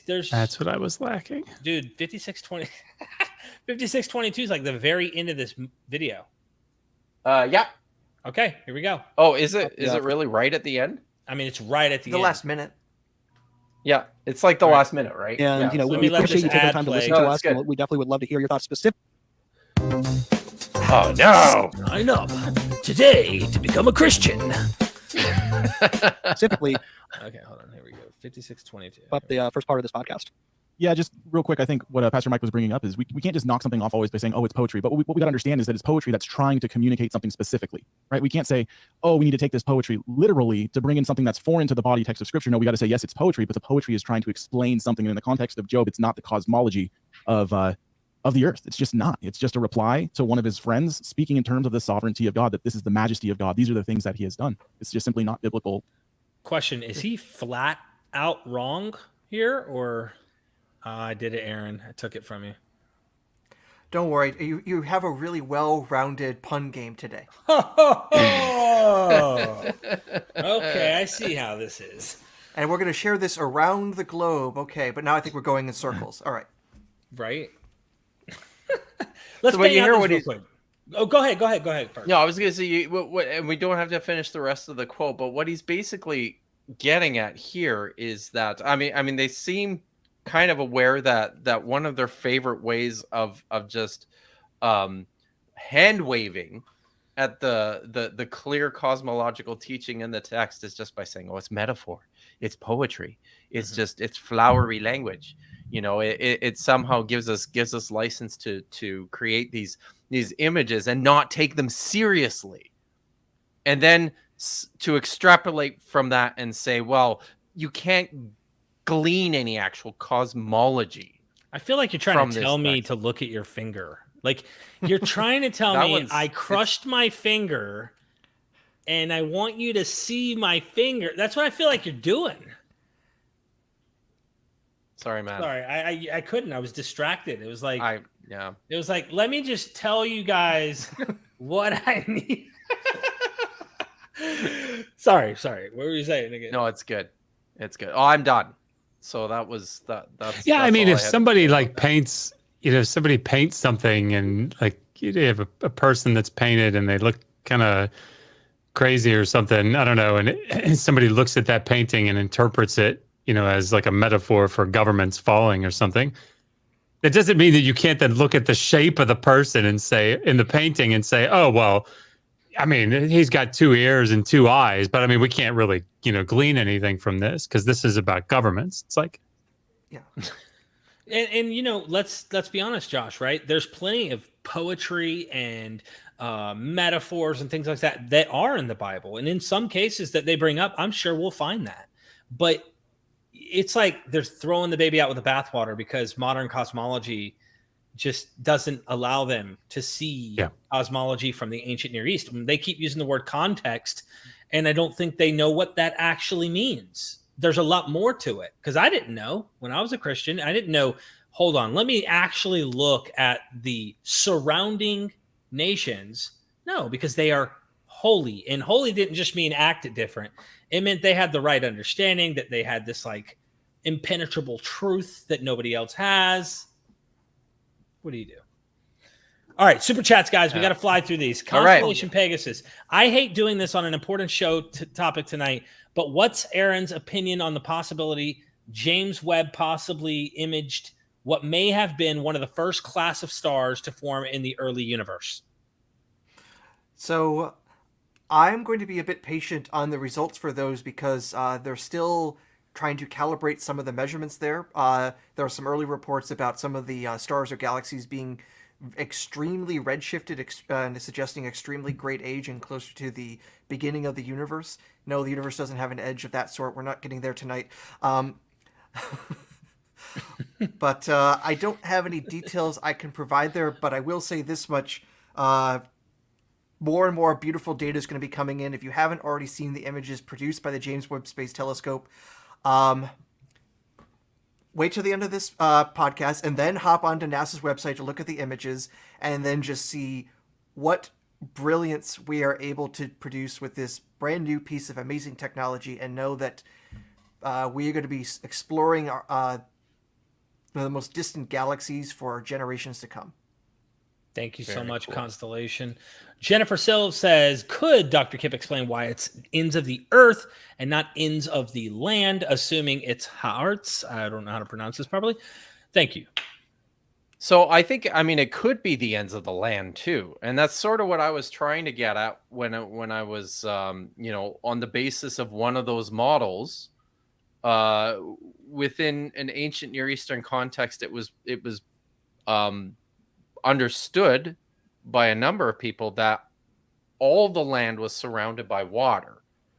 So if you're coming from the ends of the earth, you're not, at the very edge where you're knocking on the firmament, right? That's still way off in the distance. You can be at the edge of the land, which is actually a coastline, and still be from the perspective of Jerusalem. And from from the point of view of a Judean or an Israelite or a Hebrew, the center of the earth is the city of Jerusalem. It's the place where Yahweh dwells, right? So everything out there, which is equidistance from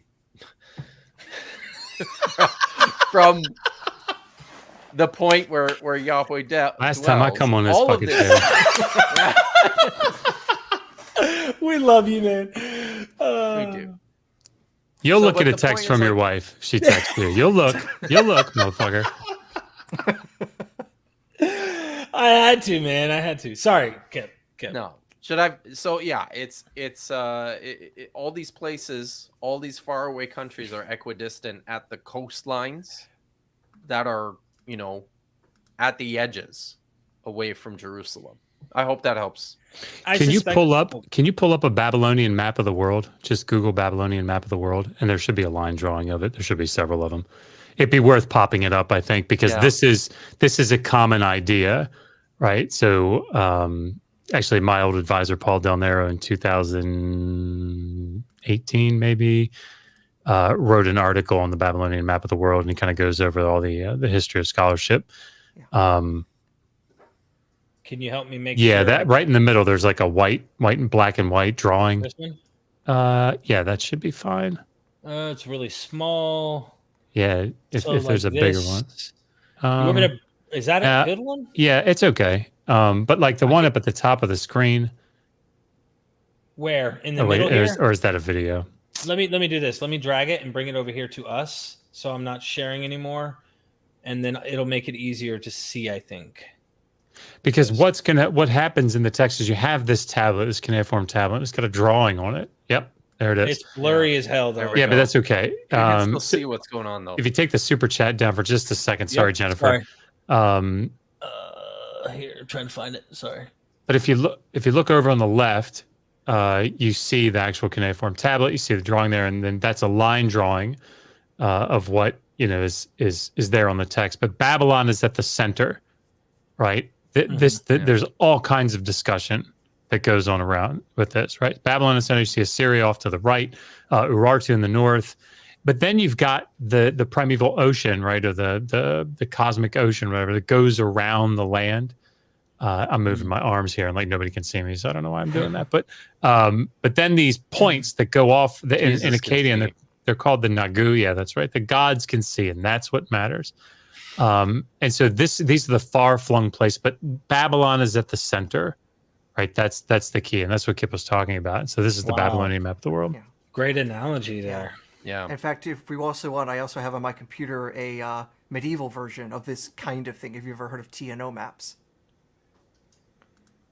No. Let me share my screen if possible, and in theory, this will not explode. All right. Do we see this image? Yes. Yeah. Yeah. So while this isn't like, an accurate map that Europeans use for navigation, this is called a TNO map because you see there's the general T shape here in the middle, and then the O for the oceans surrounding the main masses. Yeah. You got the Mediterranean Sea. You have Europe on one side, Africa and Asia, Jerusalem at its important location. And yeah, again, you have all the major land masses surrounded by the ocean or the sea. And this was an extremely common depiction of the world for a couple centuries in medieval Europe. Thank you, guys. Thank you.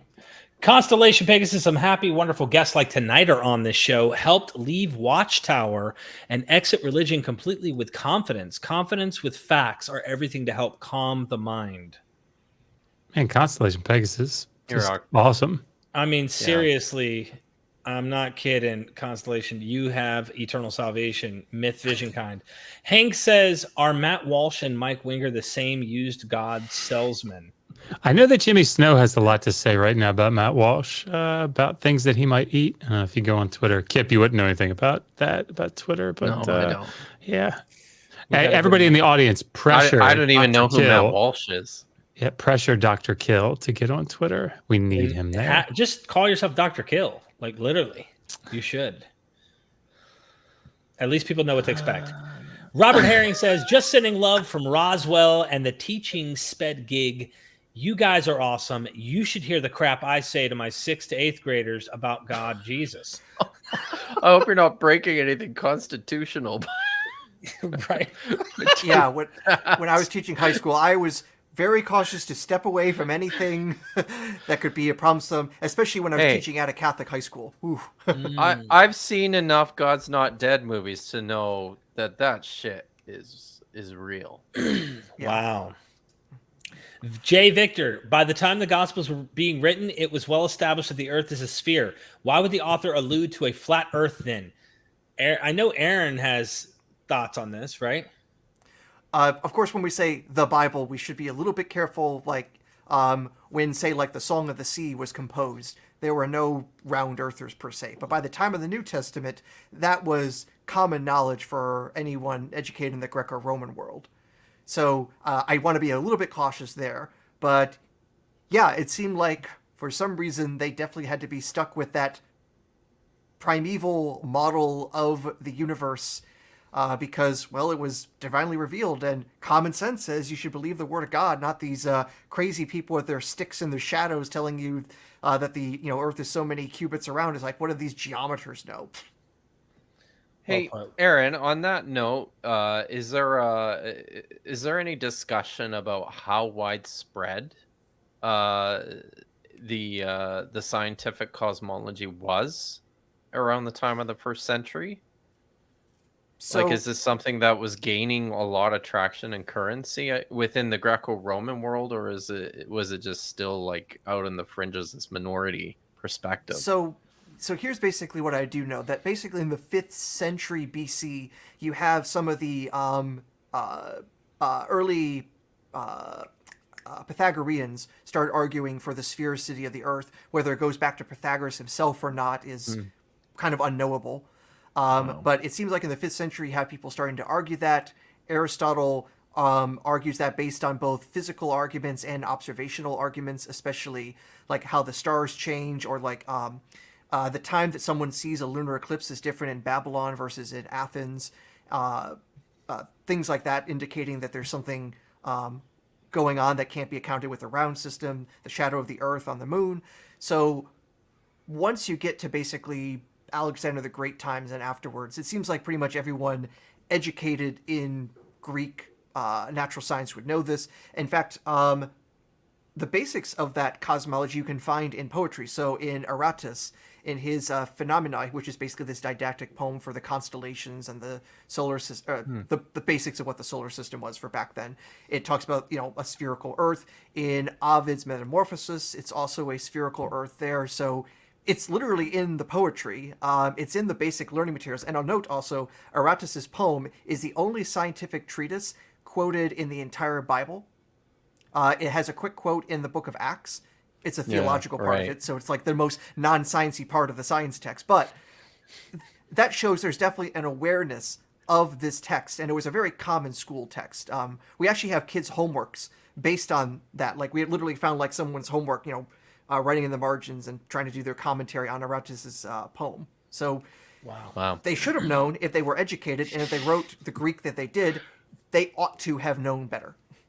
It's hard to know if Paul did, though, with his 7 heavens and the moon cosmology. But that was actually the cosmology of the period. So it was just 7 heavens around a spherical around Earth. there. Okay. Well put. Thank you for that. Atif, last one here. Bangish says, breaking news: Ishmael is the brother of Abraham. Proof is in the Quran, Sabios, and the scrolls. Genesis 16 was not found in the scrolls. I can prove 100%. Because I am the Messiah at your service. I had to do that because I started realizing as I read this, I was like, what is going on here? Thank you for the super chat. Yeah. I can only take this seriously if there are 3 exclamation points, so I just dismissed this. This is amazing. This is powerful. Well, sorry. We do have one more from Jennifer. I hope we don't have the flat earther maps and all the Sumerian and Akkadian Professor Daves are yet to be found. I don't remember ever studying ancient maps. Medieval maps, yes, thank you. I appreciate your patience. There's a map, like a text description from which scholars have drawn a map of the world in the Genesis Apocryphon, the Dead Sea Scrolls, as well. And spoiler alert, it looks very much like the like the picture that Josh showed early on in the beginning. Yeah, but it's because it's poetic. Yes, that's a poetic picture, right? No. And as for ancient, depending on where you want to draw ancient, Ptolemy's geography, we don't have like the original copies, but the medieval reproductions of it also show his system. And among the things that Ptolemy invented was the system of latitude and longitude to figure out your coordinates on a round Earth. Oh, wow. Wow. Thank you, Jennifer, for that. And then I got one more popped in last second. You know, I was going to close the arc on you, but it's okay. I'll let you come in. I'm not going to flood you. You are 4 pillars of the academic reason, or of academic reason. Thanks, guys. Thank you. Thank you. Sweet. Thanks. You. For real. I really appreciate that. Okay. All right. Shall we move on? Josh, you said you look like you had something to say. Yeah. Are you done? Oh, sorry. No, when you said it was going to close out, I was like, are we going to talk about the dome, though? Because I want to talk about the dome. Oh, yeah, talking about that next, man. Okay, so tell me, I'm sharing my screen. So video one second or two? video, second video, 1356, and he's going to be talking about Proverbs 8:27. I'm not sure if we actually reads the text, so let me just pull it up on my screen. Okay. First, looks like he's reading something, but anyway. So, well, maybe, but we'll just read it here, to get a clear sense of what's going on. This is Proverbs 8:27-30. When he established the heavens, I was there. When he drew a circle on the face of the deep, when he made firm the skies above, when he established the fountains of the deep, when he assigned to the sea its limit, so that the waters might not transgress his command, when he marked out the foundations of the earth, there I was beside him, like a master worker. So, and that's circle of the earth, you mean? Oh, sorry. Did you see that? I missed it. Sorry, I said man. circle of the earth. I meant. I'm sorry. Let me. So let's hear what he has to say. Let's hear. Let's hear the people who know better than we do. 1356. Lighting in the children of man. And so prior to even this whole conversation about the flat earth, this passage for me would always come up when I was talking to different cultists, for example, Jehovah's Witnesses and the Trinity and the deity of Jesus. This specifically would come up. Like I see this, it's been one of my favorite passages to see really Christ in, like it's an appearance of Christ in the Old Testament. I love this verse. But so Mike, this is actually used to try and articulate a flat earth model. And there's certain things that are highlighted, specifically the fountains of the deep. So maybe you did your research, maybe you explain for us, what conclusions are people who adhere to a flat earth model coming when they look at this passage? And how should we interpret Proverbs 8:27 from your perspective? So if we pause it there for a second, before Mike continues, I just want to point out, you'll notice that he talks about how much he loves this passage because in his imagination, like we all know, because we're avid consumers of your show, Derek. We all know that this is wisdom speaking about being with God at the time of creation, and because we all took Dr. Josh's introduction to Hebrew courses, we all know that wisdom is female. Mm-hmm. Now, I don't know, but I think that I could be wrong, but I think that potentially creates some problems for this guy who's really desperate to see Jesus here.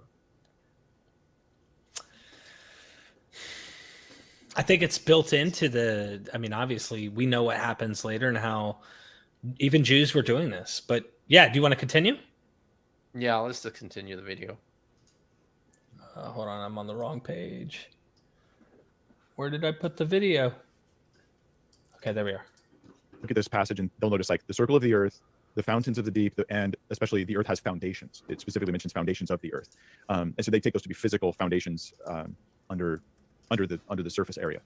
Now, it also deals, of course, with he made firm the skies above, which is one of those passages they'll use to say there's a solid dome over the earth. You're going to have content that deals with that on that you'll put up with the show as well, so people can talk about that. I think for the sake of today, I just want to acknowledge to people, look, whether you believe the firmament is solid or not, you still have not answered the question of a flat Earth. I'm just saying this is actually a different question, because you can have a solid dome firmament over a globe. Oh, or something else. There. It just doesn't. Shall we pause it there? Oh my god.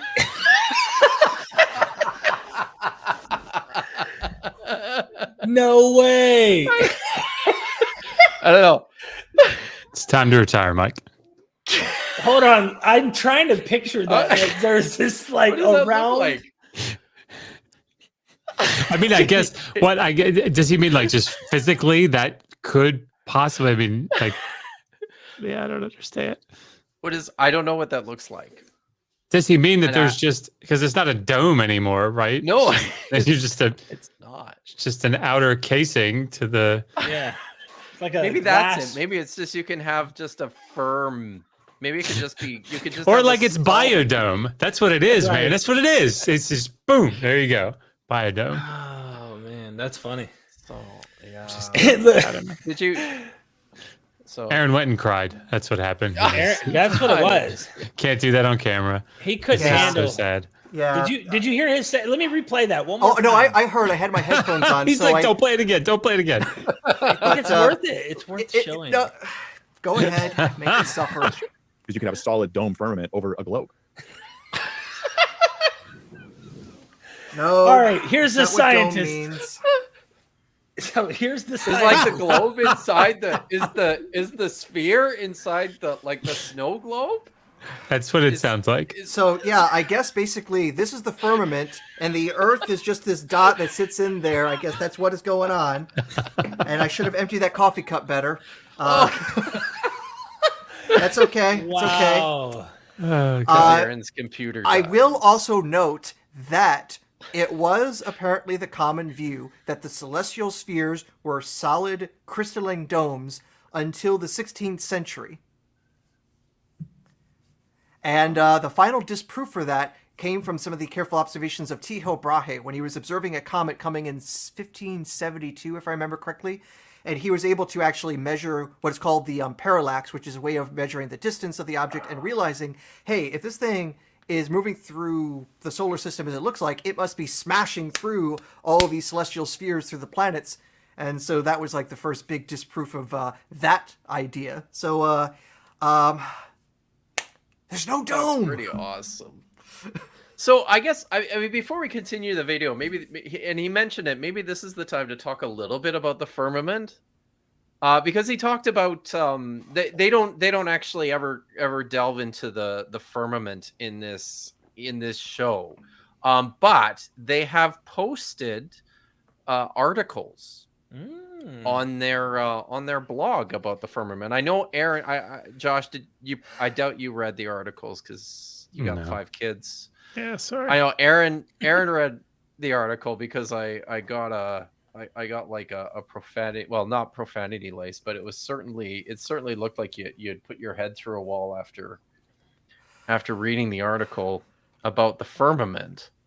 I think we should probably talk a little bit about this. I just kept swearing after I read that, and they told me to get out. So tell us about this article, Aaron. All right. So not one, but 2 articles that you brought to our attention. So one of them was the one that stuck out to me probably the most was the one talking about Joshua telling the sun to stop. That was the second of the 2 that you shared. But yeah, maybe the firmament one. Yeah, that's the one that, where they don't know some important things about etymology. So they were trying to argue this word firmament, that apparently the only reason, or at least the primary reason, scholars think the firmament is hard is because the word firmament has the word firm in it. And that's it. That doesn't even that's address the article. Yep. It does note in a footnote that the Greek word in the Septuagint also means hard, but they're just like yada, yada, yada. Do they even talk about the Hebrew? Not It's at in all. there, but do they discuss what it means, where Like, it's this is derived from? Nothing, no, nada, just apparently, and also they just say, well, the word firmament can mean either like hard thing or the sky. So it must mean the sky, not the hard thing, as if maybe it's both. Because that's what they thought the sky was. And I have to make this inflection because this is absurd that they don't understand that. It goes back Also, to Hebrew's like super hard compared to Greek, so you know. What is but the common Hebrew sense word? tells you don't He's need to being know facetious Hebrew. here. It's not. It's not. But the Hebrew word is rakia, and it comes from a verb rakah, which means basically to like hammer out metal to flatten it, basically, and it's, I mean, it's hard. It's built into the meaning of the word. And just if I could share my screen, Derek. Do you have it yet? Yes, I do. So I mean, let's just look at this. This is, the passage from Genesis 1 where God creates the sky, and God said, "Let there be a dome." This is a rakia in the midst of the waters, and let it separate the waters from the waters. Seems pretty solid at this point. So God made the dome and separated the waters that were under the dome from the waters that were above the dome. Yeah, and think about it And in it common was sense. so. Look at the God common called sense it here, sky. Kipp. This is like if you put water in a cup and you're an ancient, right? Like, when your cup has, especially pottery, has a crack in it. It's solid, and water gets through the crack. You, at least as an ancient who knows pottery, is going to know, well, this solid dome in our understanding has to be solid enough that water isn't getting through it if it's going to be separated. So it has to be hard enough to at least be harder than clay, right? I just sorry, this to me is just so bizarre. It's like, tell me you've never read an ancient Near Eastern text without telling me you've never read an ancient Near Eastern text. Yes. I mean, this is why people like John Walton, Michael Heiser, they're all like, yeah, of course, right? This is the cosmology, right? This is what they talk about. And I appreciate that about them. Yeah. So, if you read, again, just everybody, if you're interested, just go get this book. I mean, it's not that expensive. Sorry. Yeah. Hurwitz's book. Cool. They tell you what types of stones in different periods, there are different ideas, but I mean, it's a stone dome, right? They're different colors, different types of stones. I mean, Jesus, this is why, in Exodus 24, you have this idea, of you see God, you see Yahweh there, just what is it, sapphire? It's just, if think about what Marduk does to Tiamat, right? This is why somebody like, oh God, what's his name? The astronomer that fancies himself a Christian apologist. Hugh Ross. Oh, yeah, okay. Hugh Ross, one of my first early videos that I put up was him talking about stretching out the heavens, right? You see it in Isaiah, see it in Job, and this idea is the Big Bang, right? It's expansion. It's expanding it out. No, come on, my guy.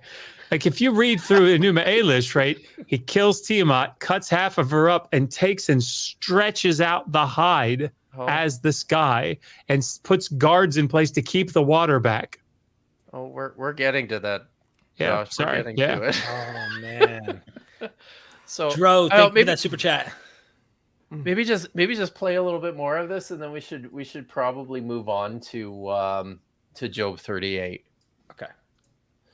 Or something else. It just doesn't answer the question. So this I see as a distraction for the question we're dealing with today. So I understand a worry that people will have, that I'd respond and be like, well, it's poetry. It's my magic wand. Poetry. And it just goes away. Yeah, like hyperbole. Proverbs 8 is poetry. I mean, Proverbs, the book is poetry, but Proverbs, this whole section about wisdom and the woman there is very much poetic.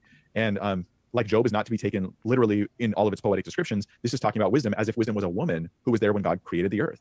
and there may be some typological significance with Christ, but personally I wouldn't call it an appearance of Jesus. I wouldn't be shocked if he hears that a woman is there at the creation. He's like, oh yeah, that can't be true. You've got to imagine that like every Jewish person watching this now is just like their hand is firmly on their forehead. Firmly. Oh my God. There's something about Jesus here. Like we know that much. Think about what he's saying here, though. He said this, I wouldn't say this is necessarily an appearance of Jesus. It's a typology. Like this is gymnastics, right? This is just jumping through a hoop and inventing a word so that you can keep your wisdom poem in the Hebrew Bible without having to bow down and start worshiping Sophia.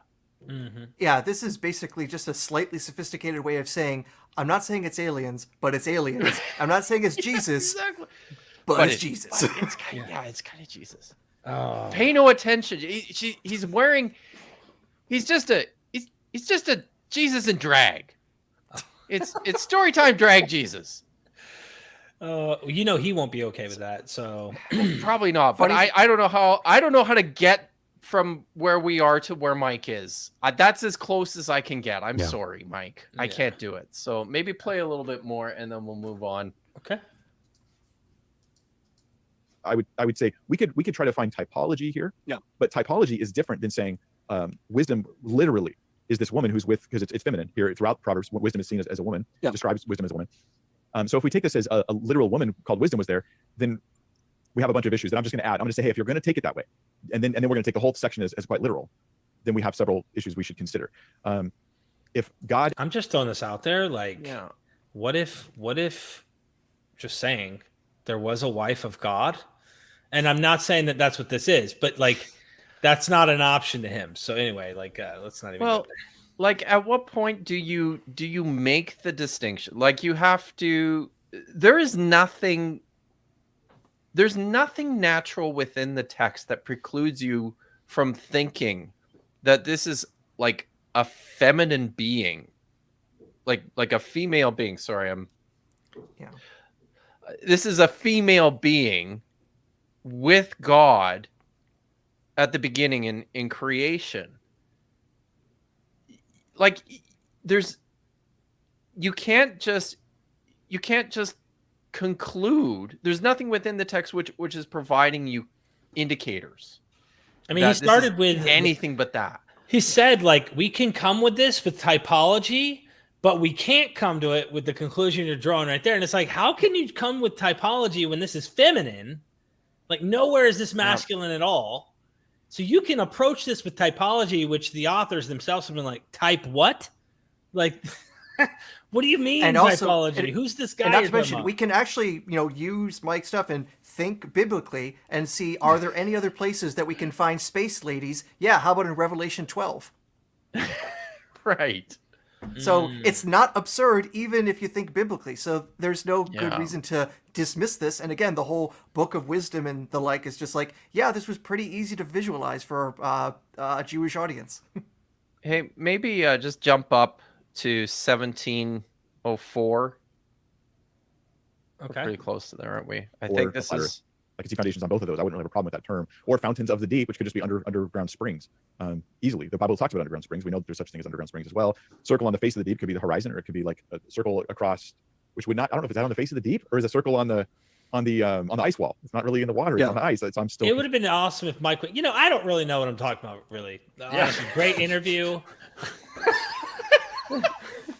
Thanks. But for I mean, interviewing me, man. several of the things that he just said are close. Right? It is the horizon. That's what they mean. Yeah. But it's not what he means. Josh, say something about fountains of the deep here. Because he's not getting it. And it's important to point out, I mean, this is how we know that he doesn't know the first thing about ancient Near Eastern cosmology. Because what is this? Yeah. So if you look at Genesis 1, right, the picture that's sort of being presented here, and Kipp, obviously augment this however you like, but it's like this watery mass, right? And you've got this dome that's brought in, this solid mass, and it's sort of pulled up right? And so you've got some of the water up here, but then you've got the land, and the land essentially drives the water. Like it comes up out, and the water's now underneath of it, right? So this is why there's this space in between: solid up here, solid here, water above that, water below that. If you think about this from a Mesopotamian perspective, you have this thing underneath called the Apsu. And the Apsu is this freshwater abode of the god, ultimately of Enki or Ea. And it's complicated, right, to describe what they thought of this cosmology. You have it's distinguished from the seas. But like you've got water down there is the point. There's water down below. So then when you go to something like Genesis 6-9, you look at the flood. What is it that happens? This is why this is so important for source criticism. Right? When you think about the way the text is put together and the threads of the stories that run through it, whatever you think about neo-documentarian or whether you're a tradition historical or whatever, like you see these connections in the text where in Genesis 1, the writer is saying water, separated, right? What happens in the flood? Sluice gates open, water comes down. Great springs break up, all the water comes back up. And what happens? You get Genesis 1 again. Mm-hmm. Like that's what's happening. God's doing a do-over. Right? It's a recreation, essentially. So like, but that doesn't work if that's not how they thought about the way the world was constructed. God. And I wouldn't be shocked if we would catch Mike. I haven't watched a lot of his stuff. I honestly don't watch much of it because I'm thinking, well, you know, the people I'm watching are reading are actual academics and stuff. I should, but with no common sense, and they're wrong all the time. Exactly. But I imagine he would take a literal universal flood as the case and read that account and not like pass right over what you just described there, which is common sense. Oh God. Yeah, but he's even there. He's missing the really, really important connection that the flood has to the creation imagery. Like that is so key to this whole thing. So thanks for that super chat, Jennifer. It is kind of ooh. Sorry about that. It is, and we're getting to that. It's last on the list here. So maybe let's finish up by talking about cosmology in Job 38, which is a pretty important text. And remember, earlier in this video, so Derek, this is episode 2, 3401. Okay. 3413. So before you start, I'm going to share my screen again and show the text because I don't think I have them reading it. So here it is. Here, can everybody see it? Yeah. So Job 38 verses 4-7, and then from he talks about verses 12-15 in another section of the video, but we'll read all of this. Where were you? This is God speaking to Job. When I laid the foundation of the earth, tell me if you have understanding. Who determined its measurements? Surely you know, or stretched the line upon it. On what were its bases sunk, or who laid its cornerstone when the morning stars sang together and all the heavenly beings shouted for joy? Have you commanded the morning since your days began and caused the dawn to know its place so that it might take hold of the skirts of the earth and the wicked be shaken out of it? It is changed like clay under the seal, and it is dyed like a garment. Light is withheld from the wicked, and their uplifted arm is broken. So let's hear what he has to say about this, and then we're gonna have a bunch of things to say too. Hey, yes. Did you want to go over that one? Yeah, go ahead. Yeah, go ahead. That's good. So I think it combines a bunch of different things, and it shows it's a good one. Now these are verses that proponents have used. Like I've heard these used. I got them all from them. I didn't just make them up. So Job 38 verses 4-7. It says, "Where does God speaking to Job again? Where were you when I laid the foundation?" Oh, okay. So he does. Okay, skip it up ahead a little bit. Skip it up a bit. Yeah. Let's just see what this is. And you got to go whole hog, and you got to believe that the sea has literal bars and doors that keep the waves from coming up. I'm gonna rewind this. This is good. Yeah, rewind it a bit. I like this. Here's the next few verses. totally in context, just starting with the next verse. Or who shut in the sea with doors when it burst open from the womb? When I made clouds its garment and thick darkness its swaddling band, and prescribed limits for it, and set bars and doors, and said, thus far you shall come and no farther, and here shall your proud waves be stayed. Now, if you want to take this poetic description in Job as literal, then you got to go whole hog, and you got to believe that the sea has literal bars and doors that keep the waves from coming up onto the coasts. Right. Literal bars and literal doors, because there's a literal foundation and a literal cornerstone. There's got to be a literal. You mean to tell me it's ridiculous? Oh my gosh. So remember what Josh said there about this ancient Near Eastern cosmology and how they imagined the earth and these bars and doors that are keeping the waters back. I know Mike's talking about this like this is coastlines, but this is just such a clear indication that he has no idea what the hell he's talking about. Well, oh geez, okay, so that's sorry. Now I'm suddenly very distracted by my. You're killing me with it, man. Yeah, I'm sorry. So like this is not, doors on the coast. This is the windows and the sluice gates that open and close when God decides to, flood the entire earth. So like, I'm sorry. Yeah, it's frustrating. Yeah. Real quick. So Sentinel Apologetic says 100%. I agree 100%. But why did Kill argue people in the A&E did not conceive of the Earth as a disk floating on water with the firmament inverted over it like a bell jar with the stars hanging from it?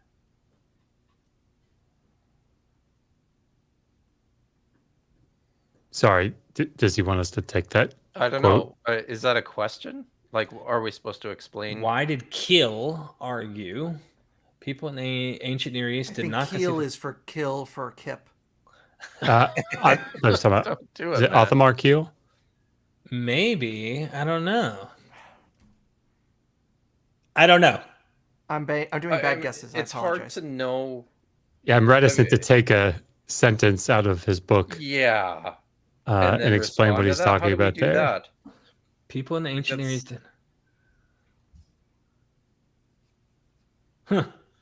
Whatever. Yeah. Yeah, I don't know. Maybe this is something that we could follow up and answer and send him, but I don't know. I've never read Kill. Have you guys? Yeah, it's on my shelf. Okay. But that's what he's talking about. Yeah, Othamar Keel. Well, I think you would agree with us and Michael Heiser and such on this position. So thank you for the super chat. Look at this collection of so-called scholars. Thank you for the compliment. Amen. Hallelujah. Yeah. Thank you, Pat. And then again, thank you for that super chat. Kill the textbook images that keep being reprinted of the ancient Near Eastern world are based on typical modern misunderstandings that fail to take into account the religious components of ancient Near Eastern conceptions. Again, it's difficult to know what to do with that without seeing the full discussion there. I mean, I don't even know how to respond to that. In some ways, I think I've already prepared things that are going to respond to this by accident. That'll be something we can definitely get into. Do you want to finish this out and then we allow Aaron at the end, or? Yeah, let's do that. Okay. So maybe just finish this clip here. No, don't go. Don't just keep playing. Okay. Just keep playing. Literal measuring line. We have to be consistent. The text seems to be very clearly indicating that's not the meaning of it, right? You have to believe that where ocean meets land, God put literal bars and doors. Mm-hmm. This is easily testable and known at the time, right? They had coasts accessible to them right. as they're reading this. Oh my God. It's using picturesque language of bars and doors. All right, keep going. Yeah, keep going. Talk about how God sovereignly set up things so that the oceans stop, so that we could have land, so that we could have society, so we could have all these things. There's an order to stuff, and we give God credit for that. So you can go back to that cornerstone passage in Job 38 here.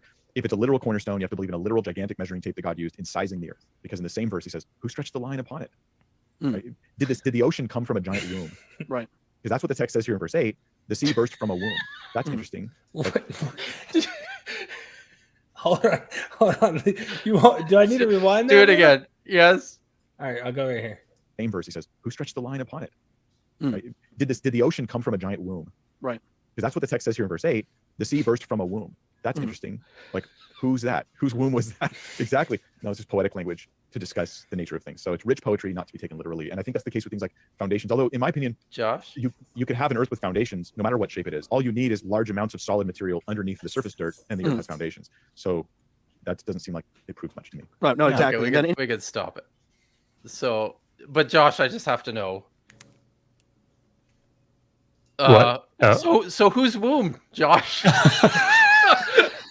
whose womb is being burst to create the sky here?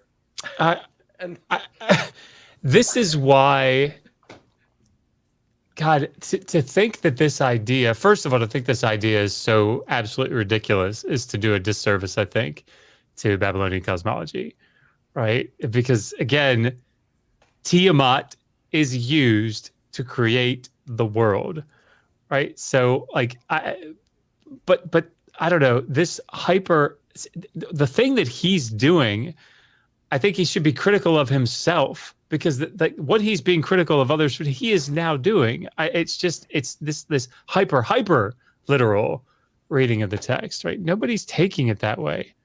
Anyway. Is it, a lot of time when we're looking at biblical stuff, period, whatever it might be, we have extra biblical material we don't find in the canon, but was known to authors or even believed by authors that you might find in some of this, I'll just call it extra biblical literature. I've even heard before somewhere in the region of Canaan, there's Lotan, and then of course Leviathan, which would have been the symbol for Tiamat in the Jewish or in the Canaanite pantheon. So if one wanted to somehow argue that, well, it's not Tiamat, yet we do find that in the Mesopotamian mythology here, couldn't it have been Leviathan or Lotan or something of a creature that is some sea beast by which it is killed and God creates using the carcass or whatnot? I don't know. Is that something that could be said, Josh, do you think? I think they're just different conceptions of how creation was done, even within the Hebrew Bible itself, right? So Genesis 1 is very clearly demythologizing this whole cosmic battle concept. But that doesn't mean that in Psalms the same thing happens, right? The Psalms in Isaiah, they changed this up. So it changed it up. Sorry, that makes it sound like it's some sort of sequential thing, but it's different, right? It's a different conception because there is a battle. So I just don't think there's this idea that there's this monolithic thing, or even worse, what I think Mike tends to do here is say it all harmonizes, like Kipp was saying. Yeah. I think it's just incredibly problematic. It's So like wait, John you're saying Collins. the Bible isn't eternally consistent in all this? You're going to burst my firmament. Collins the other day brought up something interesting in that interview I did where he mentioned, I was talking about conditional prophecy where God says, if you do these things, I'll bless you. If you don't, I'll curse you. But in this, he's like, oh, no, we need to look to Assyria and look at their law codes and check out how the government's operated. And I'm like, I, being a layman, would never have thought, hold on, you mean to tell me the prophecies that are being mentioned here, really, you could find some of the stuff verbatim in Assyrian, writings that help us to understand what's going on in the Bible, which makes sense. Like, if this is being birthed, right, in this context, who knows if this Hebrew author or this Jewish author or this Israelite is thinking of Tiamat? I mean, maybe he has this kind of cosmology and he thinks, hey, it is actually God destroyed a beast. That great dragon, chaos, whatever, is what he created the world from. I don't know. I mean, that's not crazy. Well, it's certainly an answer that Mike Winger wouldn't have had to go too far to discover when he posed the question, thinking this is absurd, right? That a womb was burst in order to create the skies. I do want to ask about the doors thing, though, because Josh firmly hit his head when he said this. What are the issues with this for those who are watching who don't know, what you're aware of about this? Yeah, just the idea again. If you think back to Genesis, how does the water stay down there? Right. I mean, this is God's doing. This is what the Psalm is talking about. What is it? Psalm 148. I always mix up the Psalms, but like this concept of God creating and setting boundaries and separating things out and keeping them back, like this.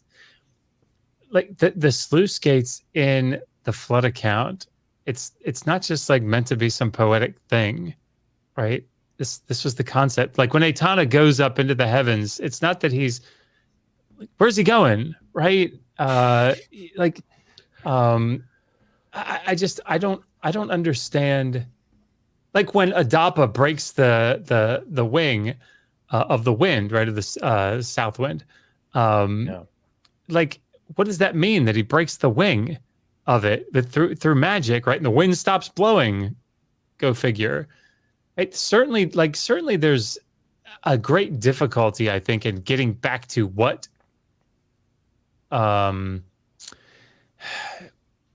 people actually thought is not an easy thing, if at all possible, maybe at least in certain conceptions. And that's not my area at all. But and certainly there's a distinction to be drawn between like what the elites that put some of these, the majority of these texts together wrote, and what they thought or what they believed or their conceptions, and what maybe the general population thought. Like that, and like it's a very complicated matter. But I think where Mike is beginning is this weird concept of, well, look, we can go look. And the thing is, it's not that weird if you're starting with an inspired, inerrant text, and you can't have anything in here that's wrong. And so if this were actually, if they were actually true, we should be able to go out there and see the bars, right? And so we can't, so we know that that's not, to be taken literally. And it's like, that's not how this works. It's just poetry, man. Yeah, it's all hyperbole. It was Othmar Kipp. Yeah, Othmar. Yeah. Okay. Awesome. So yeah. So maybe do you want to maybe finish up with what Aaron has, and then I think we should end on something that Mike says at the end of the second video at 102:58. Thank you for the super chat. Any images are conceptual, not photographic. Yeah, but well, among the people who didn't seem to think so were the writers Babylonians collected in the Talmud. Yeah, I was gonna say the writers collected in the Babylonian Talmud. Right, that too. Because among one of the things that I found, and let me get the reference so people can check in Pesachim 94b in the Babylonian Talmud, there is this debate about where does the sun go at night. And apparently there are two views. One is that the sun is on the inside of the firmament, going from east to west, and then at night it goes on the outside of the firmament from west to east to get back to its starting point. The other idea is that the sun then goes under the earth and pops back around. And apparently the rabbis discuss and they say, well, the other sages from the other traditions, the Gentiles, say that actually the sun goes under the earth. And that makes sense because at night the wells are warmer than during the day compared to the air. So that must be because the sun is going under the earth and warming the waters down there. So oh my gosh. That was literally you gotta admit, the conception. That's pretty clever, I think. Yeah, it's both empirical and behind the times. Oh my gosh. This, I suspect, is the book that he's referring to. So that's Creation, Othmar Kipp. Okay. It's Eisenbarn's publication, 2000. I think he actually posted it in the chat. I think that is. If this is the one that he's referring to.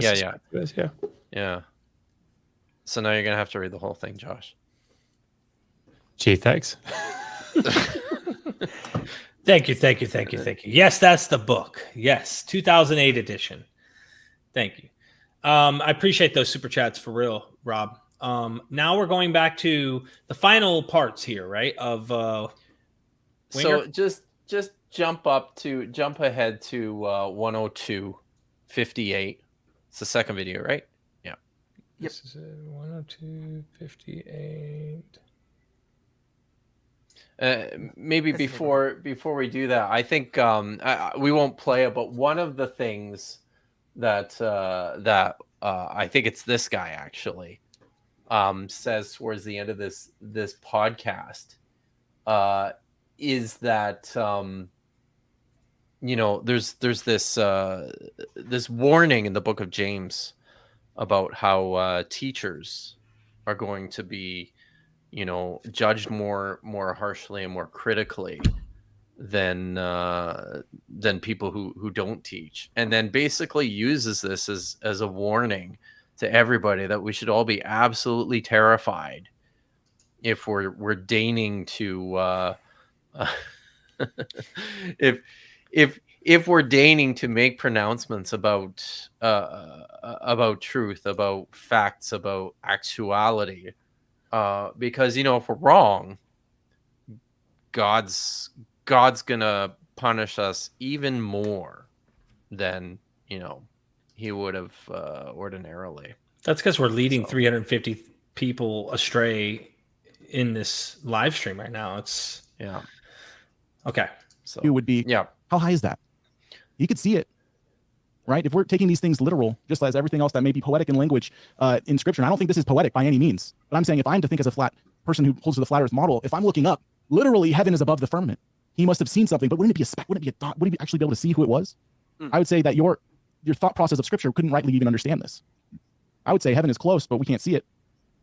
We need to be consistent. And remember, if we teach, we will be judged with much stricter judgment. It's a dangerous thing to fall into the hands of the living God. Hallelujah. Want me to keep going? I want to get to where Mike is talking. Is that 102.50? Mike, any last things you can for coming on here? There we go. Yeah. Any last thoughts from you as we wrap up here? Well, I do have a couple thoughts. First, I'll just say thanks for having me on, you guys. I appreciate this. This content, I think, is really needed in this discussion, and I'm really glad to have it get out there.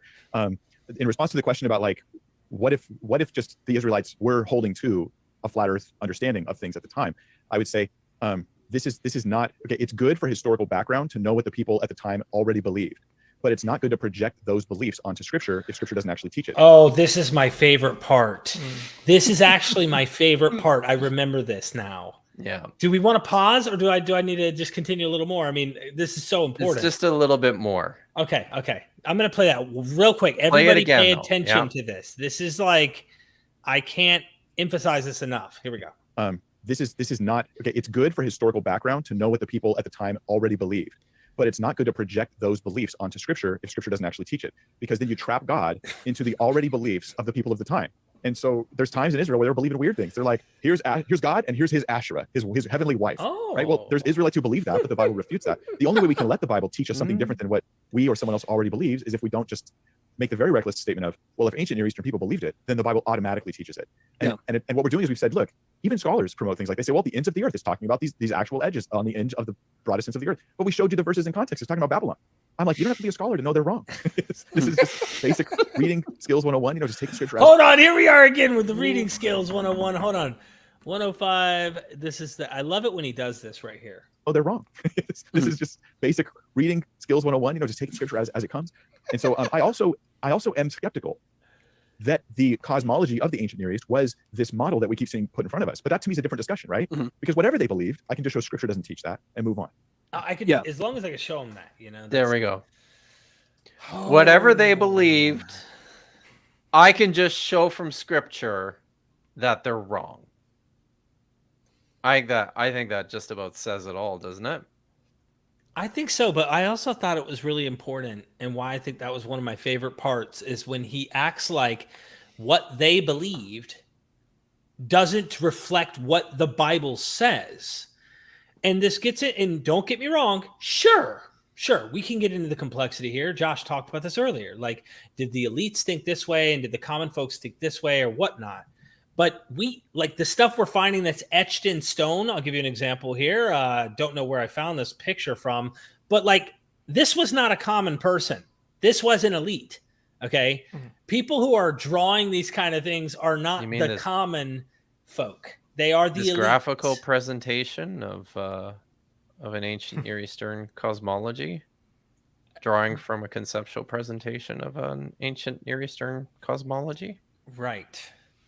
And I just think that to me, when I first heard that, I'm thinking it almost made it sound like he was saying that even if the authors believed the earth was this way, the Bible itself doesn't teach.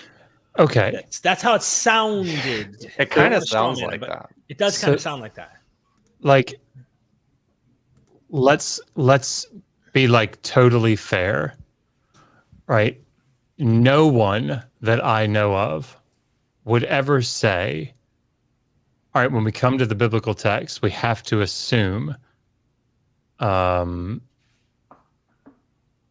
the text whatever it is that ancient Near Eastern people thought. When Ron Hendel wrote that article in Genesis 1 through 11, it would have utterly fallen flat had he done that, right? The whole point of his article is to show that it's taking the very common idea, like this, one of the central themes in ancient Near Eastern or in Mesopotamian literature, and turning it on its head, right? And saying, okay, civilization in something like the Epic of Gilgamesh is, like the city, that's the pinnacle. Everybody, you should want to be at the city. You should want to be civilized and clothed and eating bread and drinking beer. You shouldn't want to be out in the field, right? Those crazies that are out there away from the city, right? You don't want to be those. The biblical text is very artfully, and I think it's very skillfully turning that, so much so that it's watching the arc. If you watch the arc of Genesis 1 through 11, it moves in the opposite direction. Now it's moving in the direction from innocence, from the Garden of Eden, to the Tower of Babel. So it's moving in the same physical direction, right? From innocence in the garden to the city, just like in Enkidu going from the steppe into Uruk. But the point is that it's bad movement, right? That's the point.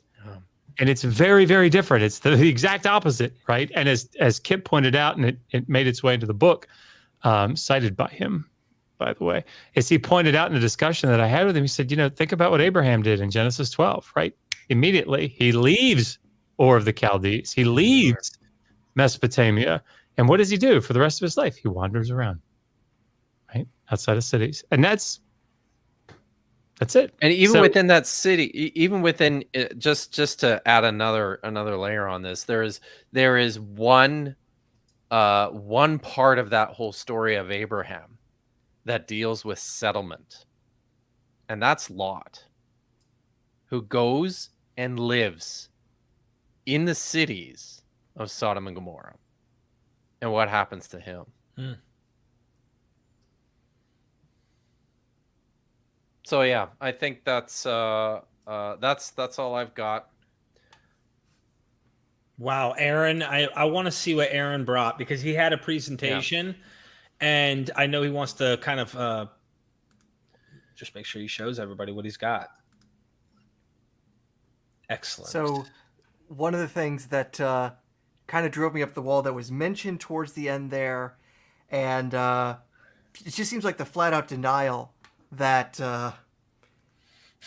people actually thought these cosmologies were real. So I thought, first off, let's actually lift up the grass to show people that it's green, that actually people have these, in our modern sensibilities, strange cosmologies in the ancient Near East, outside of it as well. So in particular, I want to introduce you guys to the Middle Kingdom.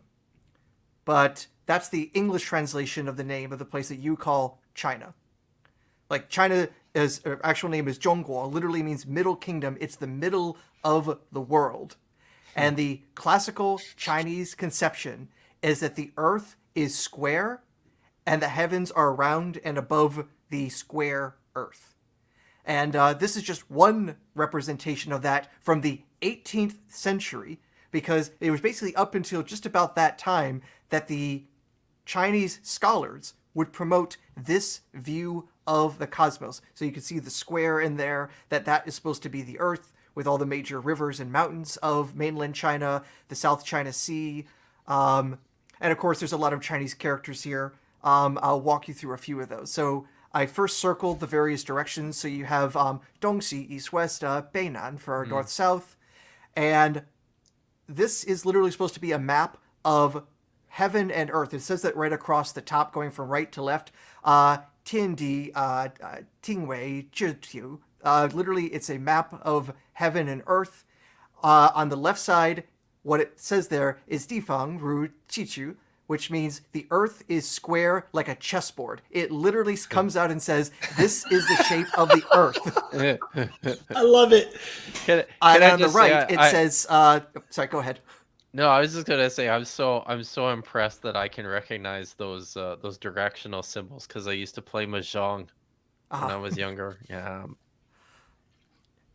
Yeah. Oh, and That's on the it. right side, the characters. One of the characters I'm having a hard time reading, but I believe what it says is Tianyan Ru Beigai, which would mean heaven is round like a double canopy. So like the earth, or like the heavens is a canopy, and this is a very common depiction you see in Chinese maps discussions for literally thousands of years. And this isn't just representational.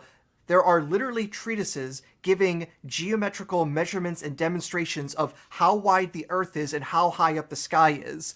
And it's like someone writing as if they were Eratosthenes measuring the size of the Earth. Now, the numbers ultimately don't make sense, and if the measurements were ever done, this would just be nothing but experimental error. But according to one of these texts from during the time of the Han Dynasty, which would basically put it like around the time of the Roman Republic, the Earth is square, and each side is 36,000 li, which works out to 18,000 kilometers. So 18,000 kilometers north-south, 18,000 east-west. And the sky itself, that either it's a flat circle or it could be a dome. There are different circular cosmologies in China, but then it's 50,000 kilometers away. Now, let's put some perspective on that. If you were to go to what we call like space, that's about 100 kilometers up. If you wanted to go to the moon, that's over 300,000 kilometers away. So this is even right for the moon, let alone an actual cosmology. But this is extremely, extremely common. There's even a well-known like 4-character phrase in Chinese that's commonly used. Tianyuan Difang literally mean round heaven, square earth. And this only really changed in the 17th century when Jesuit monks were coming over and basically saying, hey, we're better astronomers than you and we can prove it. Oh, and by the way, your map of the world is wrong. Wow. So that is literally what China was for thousands of years, and you can see that is true in literal black and white. Not just the religious texts, literally the scientific treatises. So again, I'm pulling up the graphs to show you it's green. Let's also then see that's also true if we jump over to Europe, where, again, European scholars by the medieval period knew the world was round. They knew the works of the Greeks and the Romans that had measured the size of the earth, like Eratosthenes in the 2nd, 3rd century BC, who used sticks and shadows in Egypt to measure the size of the earth. And while there were a couple of flat earthers like Tantius, they were extremely rare. But still, they tried to figure out a way to get like the flattest round earth they possibly could. So the conception that you find in, for example... Damn it, my Bible says something here and I need... Yeah, so one of the conceptions that they had that was different than what the pagans had so was the idea that, okay, the earth is round, it's a sphere, but there's an even bigger sphere of water that mostly covers up that, so there's only this one part that kind of bulges above the water itself, and the common analogy they use is like, it's the yolk of an egg, and they're surrounded by the white. That yolk is the earth, and then the white is the ocean. So you have this kind of ball, but you still have the circle of the earth that way. And this is a conception you find, for example, in this book called De Sphera Mundi by Sacrobosco. This was like the main astronomy textbook in medieval universities for almost 300 years. And this is the kind of conception that you would see this in this sort of book or the commentaries on it. And like this depiction here in particular comes from 1504, which is a few years after a discovery that made this conception finally break down. Once we get to our friend Columbus, who thought the earth was shaped like a pear. Apparently, that was the shape of the earth. And this is actually in part inspired by other medieval thinkers, including Dante. If you've actually read Dante's Inferno, that he not only goes to the center of the earth and finds Satan there chewing on Cassius, Brutus, and Judas, but if you keep going, eventually you find this tower on the opposite side of the earth where is purgatory, and at the top of that, that's how you get to heaven. And then after purgatory, then you're going through the heavens. So Columbus had this idea that this was the shape of the Earth. So basically, it was a giant pear, and there's this bulbous end on the opposite side of where the continents of Europe and Asia were. And maybe that's where we can find either Eden or the Fountain of Youth or anything else absolutely wonderful. And again, this was their way of trying to reconcile their ideas that, hey, this is how we have this kind of conception, but we also know from the at least some science that was done, the Earth is round. Let's stuff the two together as hard as we possibly can. And of course, I already mentioned that in the Talmud, they were complete flat earthers. In fact, their cosmology was basically not even as advanced as the Greeks and Romans were at the time. Somehow they completely ignored that until Maimonides in the 12th century, finally introducing like rationalism and Aristotelian philosophy to rabbinic studies. So strangely enough, the people, like I say, who eat, sleep, and breathed the Old Testament were flat earthers until the great Maimonides came along and basically said, I just philosophize this shit and this doesn't work. So we're going to find a better way, okay? So last thing I want to do is imagine, okay, in all of Mike's discussions, at no point did he actually make an argument that the Bible shows the earth is round. And you would think, if you got 20 passages and you have to argue that it's not actually flat, but not a single one comes out for a spherical earth, what could the Bible have done better to actually communicate that so we didn't have pear-shaped earths? And so I wanted to include something that would show that if the Bible had this, it would show, one, the authors knew better about the shape of the earth, two, that source would have had to have been divine, and three, could have also have proven the truth of one of the most important stories from the Old Testament. So I want to introduce you guys to some astronomy. Are we ready for our astronomy lesson? Yep. Yes, All right. sir. All right. So I want to introduce you to a star that most of you have never seen, known as Canopus, also called Alpha Carinae. It's the brightest star in the constellation Carina. And guys, I'm in Canada.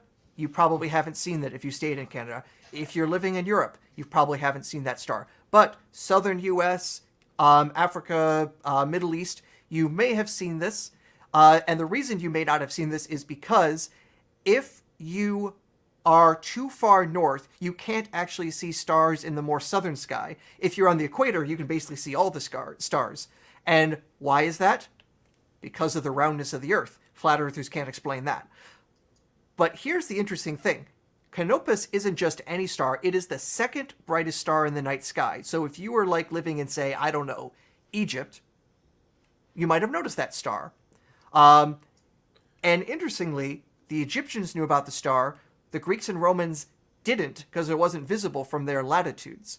In fact, one later Islamic scholar, Ibn Rushd, known to the Latins as Averroes, who lived in Spain but then traveled to Morocco, then saw Canopus and realized, oh, we can use this as a demonstration for the roundness of the Earth. So there's this precedent of using this star to show the roundness of the Earth, and in particular, how much the angle of that star changes the sky. So I decided to use some planetarium software to look at the star Canopus from two locations, Pi Ramses, or Ramesses, if I'm pronouncing that more correctly, and Jerusalem. I think we might have known about this Pi Ramses thing. Does that sound like a familiar spot? What if the Exodus story were historically more plausible? As they travel from where they had to work in those places to build those cities and move to Jerusalem, the location of that star in the sky would shift downward. Its altitude would be lower. Imagine if in Exodus or Numbers or anywhere else in the Pentateuch, there was something in there saying, you will know my power of God, the power of God, by as you travel to the promised land, that I will bring the star that the Egyptians called Canopus and bring it down low. And we could even be more specific because, the Bible is kind of into the numbers. Like, if they're going to have all these, numbers for the genealogies, we can include one more number in here. So I did a little bit of calculation and realized, hey, the north change in distance from Pi Ramses to Jerusalem is about 235,400 cubits. What if that was included in the Bible? And they also said, and you will note that the star Canopus, when you were in Egypt, was 4 fingers high in the sky. So if you take your arm out and hold it at a distance, the distance from horizon to Canopus, if you were in Pyramses or Cairo, would be about 4 fingers tall. But once you got to Jerusalem, the star would be lower and it would only be 3 fingers tall. So you could do a simple use your hand measurement and see how much Canopus has gone down. And now we can do the geometry. If you know the change in angle over that distance in cubits, you can get the size of the Earth. If that were included in the Bible, it would not only prove that the Earth is round and the Jews knew it, but they even knew the size of the Earth. And we can do more. Right now, if you were in Cairo and you looked at Canopus, it would be 4 fingers above the horizon, approximately. What if you were there, I don't know, in 12 or 1300 BC? It would actually end up being lower in the sky due to the precession of the equinoxes. It's the wobble of Earth's axis that it takes about 26,000 years to complete. If instead the Exodus story said it went from 3 fingers high to 2, that would actually help date the story and also show they either had to have known about the precession of the equinoxes and their astronomy is super advanced for that time, or it shows the historical kernel is based on and it's a proper memory that we can date. Why couldn't God do that? Why am I being more clever than God? Wow. So, my new theory now is that there was a Hebrew who did all of this, just like Aaron said, and this poor fucker got his ass slaughtered when Moses came down from Mount Sinai and they killed all the people who were worshiping. Are you telling us the Earth is round? Kill him! Kill that guy. Yeah, they treated him like Rufus, the 13th apostle. That's right. Yeah. Listen, guys, I know it's late, and I know we've gone a long time, and Josh has got to hit the hay, and Aaron, you guys are on the east, so I know you're dying here. Actually, let me do some calculations here real quick. Anyway, I think we get the point. Let's blast through these super chats. I want to do a quick plug for you on your way out. I'm sure Derek plugged these. I just got Dr. Josh's 2 books and Dr. Aaron's book on the Star of Bethlehem. Thank you, Cheryl. Bought one copy? I'm going to share this at the end. Don't worry. I'm going to show it again because I already did it at the beginning. Constellation Pegasus, again, thank you for all the super chats tonight. Interesting how these 4 cardinal points keep coming up. Thank you. Thank you. Pat, didn't those people ever hear about new editions? And Jennifer, Chinese circumnavigated the globe 1420 to 1421. So I'm trying to think what claims you're going by. There was the claim that the Chinese came to the west coast of the U.S. before Columbus did, but the arguments for that were based on dubious maps from centuries later, but claimed to show more ancient knowledge. And there was actually, unfortunately, also an episode of Ancient Mysteries on the History Channel, and they tried finding a Chinese junk ship on the west coast, I think in Oregon. And to find it, or find wood from it, they took out dowsing rods. And that's when I knew the History Channel was done. Jennifer, here's here's a fringe theory, and we're going to find it with dowsing rods. Nope, done, bye. Constellation Pegasus, this is beautiful. Thanks, what a way to end this episode. Everybody, go check out. Oh, did I even share? Hold on, I'm not even sharing yet. That's my screen. That's your screen. I just need to give it because Josh is way past Josh's bedtime. Yeah. Go get his book. Please go get his book. Show us some love. And the way you can do that is keep learning, fall in love with this material, fall in love with learning this material. I love the Bible. I'm not ashamed at all to say I love the Bible as a person who is not of faith. But I also love its human imperfections now. It's so much more fun than it ever was. Go get the Atheist Handbook to the Old Testament. Josh has poured his heart and everything, blood, sweat, and tears literally into the work here with his wonderful wife, Megan, who really is the key. She is the key. Also get The Star of Bethlehem by Aaron Adair. He is a scientist and he takes on the birth narratives, the Bethlehem scene in Matthew that's going on. So be sure to get the book, dive deep. And in fact, we need to do another follow-up on that as well as time goes by closer to December. Also, the YouTube channel, Megan pretty much runs this. No doubt. So you got to go subscribe to the YouTube channel. Go subscribe to Dr. Kill's YouTube channel. He will pick up more videos as time goes by, and Dr. Aaron Adair's YouTube channel. If you don't think he's a scientist, click one of these white thumbnails and just get lost in numbers and letters and calculations, okay? I really do appreciate that, everybody who joined us here tonight. And thank you. Oh, yeah, thanks, guys. This was fun. I forgot to mention. Super fun. Help us out. I do this all the time. Join the community. You can join as little as $3 a month. If you don't think $3 is worth it, well, I don't know how to help you. Because I guess you don't want to get to heaven, you know? Right. I mean, it is an indulgence, but please help us out. Join the Patreon. I plug it every single time. I need your help, actually, to do what I do here full time. I depend on those who support us here at MythVision. And I'm always giving incentives and early access, but there's also hundreds of videos. One day, all the videos that you and I've done, Josh. One day, all the videos I did with Elaine Pagels. One day, all the videos I did with John J. Collins, Joel Baden, James Tabor, you name it. One day, those will make its way to YouTube. Could be a year, could be 2 years, could be 3 years. But if you're on Patreon, you have access to No one knows the day or the hour. That's right. Not even the Son of Man, you know. Look, final words from you guys, and then I'll let you go. And I'm going to play our intro for the outro, by the way. Yeah, man. I think we should. Yeah. If I could just mention that I'm going to be on Heathen Queen's channel next weekend. I think it's next weekend, talking about Isaiah 53 and the Messianic prophecy there, and Psalm 22, and some of the interesting things of the Dead Sea Scrolls. I'll be there with Dan McClellan, and with Mark Lucher. Lucher. That's right. That's going to be a heavy show. It's going to be awesome. Damn, that's too much in one show, honestly. That's like, you brought all the guns you got. Dang. That's awesome. That's awesome. Go subscribe to Heathen Queen as well, and I'll probably share that to the community tab.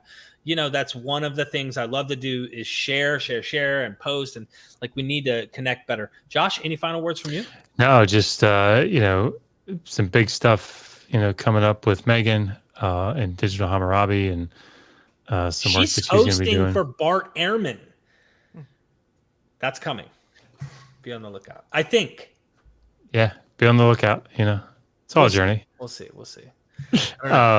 Yeah, but no, go. She's got another new podcast that's out, and of course, I've started work on Volume 3. So. Oh my goodness. This is the theist handbook to the Old Testament. Right? Yeah, right. Now I'm a Christian apologist. Hear me roar. And this is 3 of 12, 20? Hopefully 3 of 3. Okay, all right. I don't know. We'll see. Aaron, any final words from you? Guys, this was a blast. Thank you for tolerating me and my puns. And I will see you around because the Earth is round, and so there's no other way to Oh, yeah, man. Awesome. Thank you so much, everybody. Check out the description if you like what you heard. Help us out. And never forget, we are MythVision. Now back to the news reporter. What does it mean to read the Bible and then to read the Bible and think biblically about the Bible, Pastor Mike?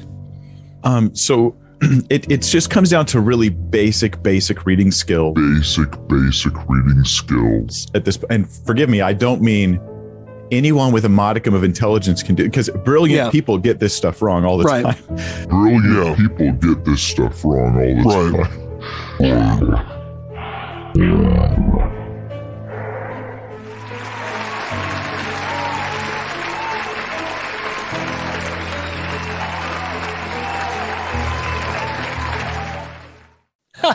Thank you, Cindy. I really appreciate that. Breaking news. Mike Winder, a pastor of some church somewhere, knows better than all academics in the field when it comes to biblical scholarship. In fact, it only takes common sense to recognize the Bible doesn't teach flat earth. Or does it? So today I have a few academics joining us here with the MythVision news. You're not going to want to miss this episode.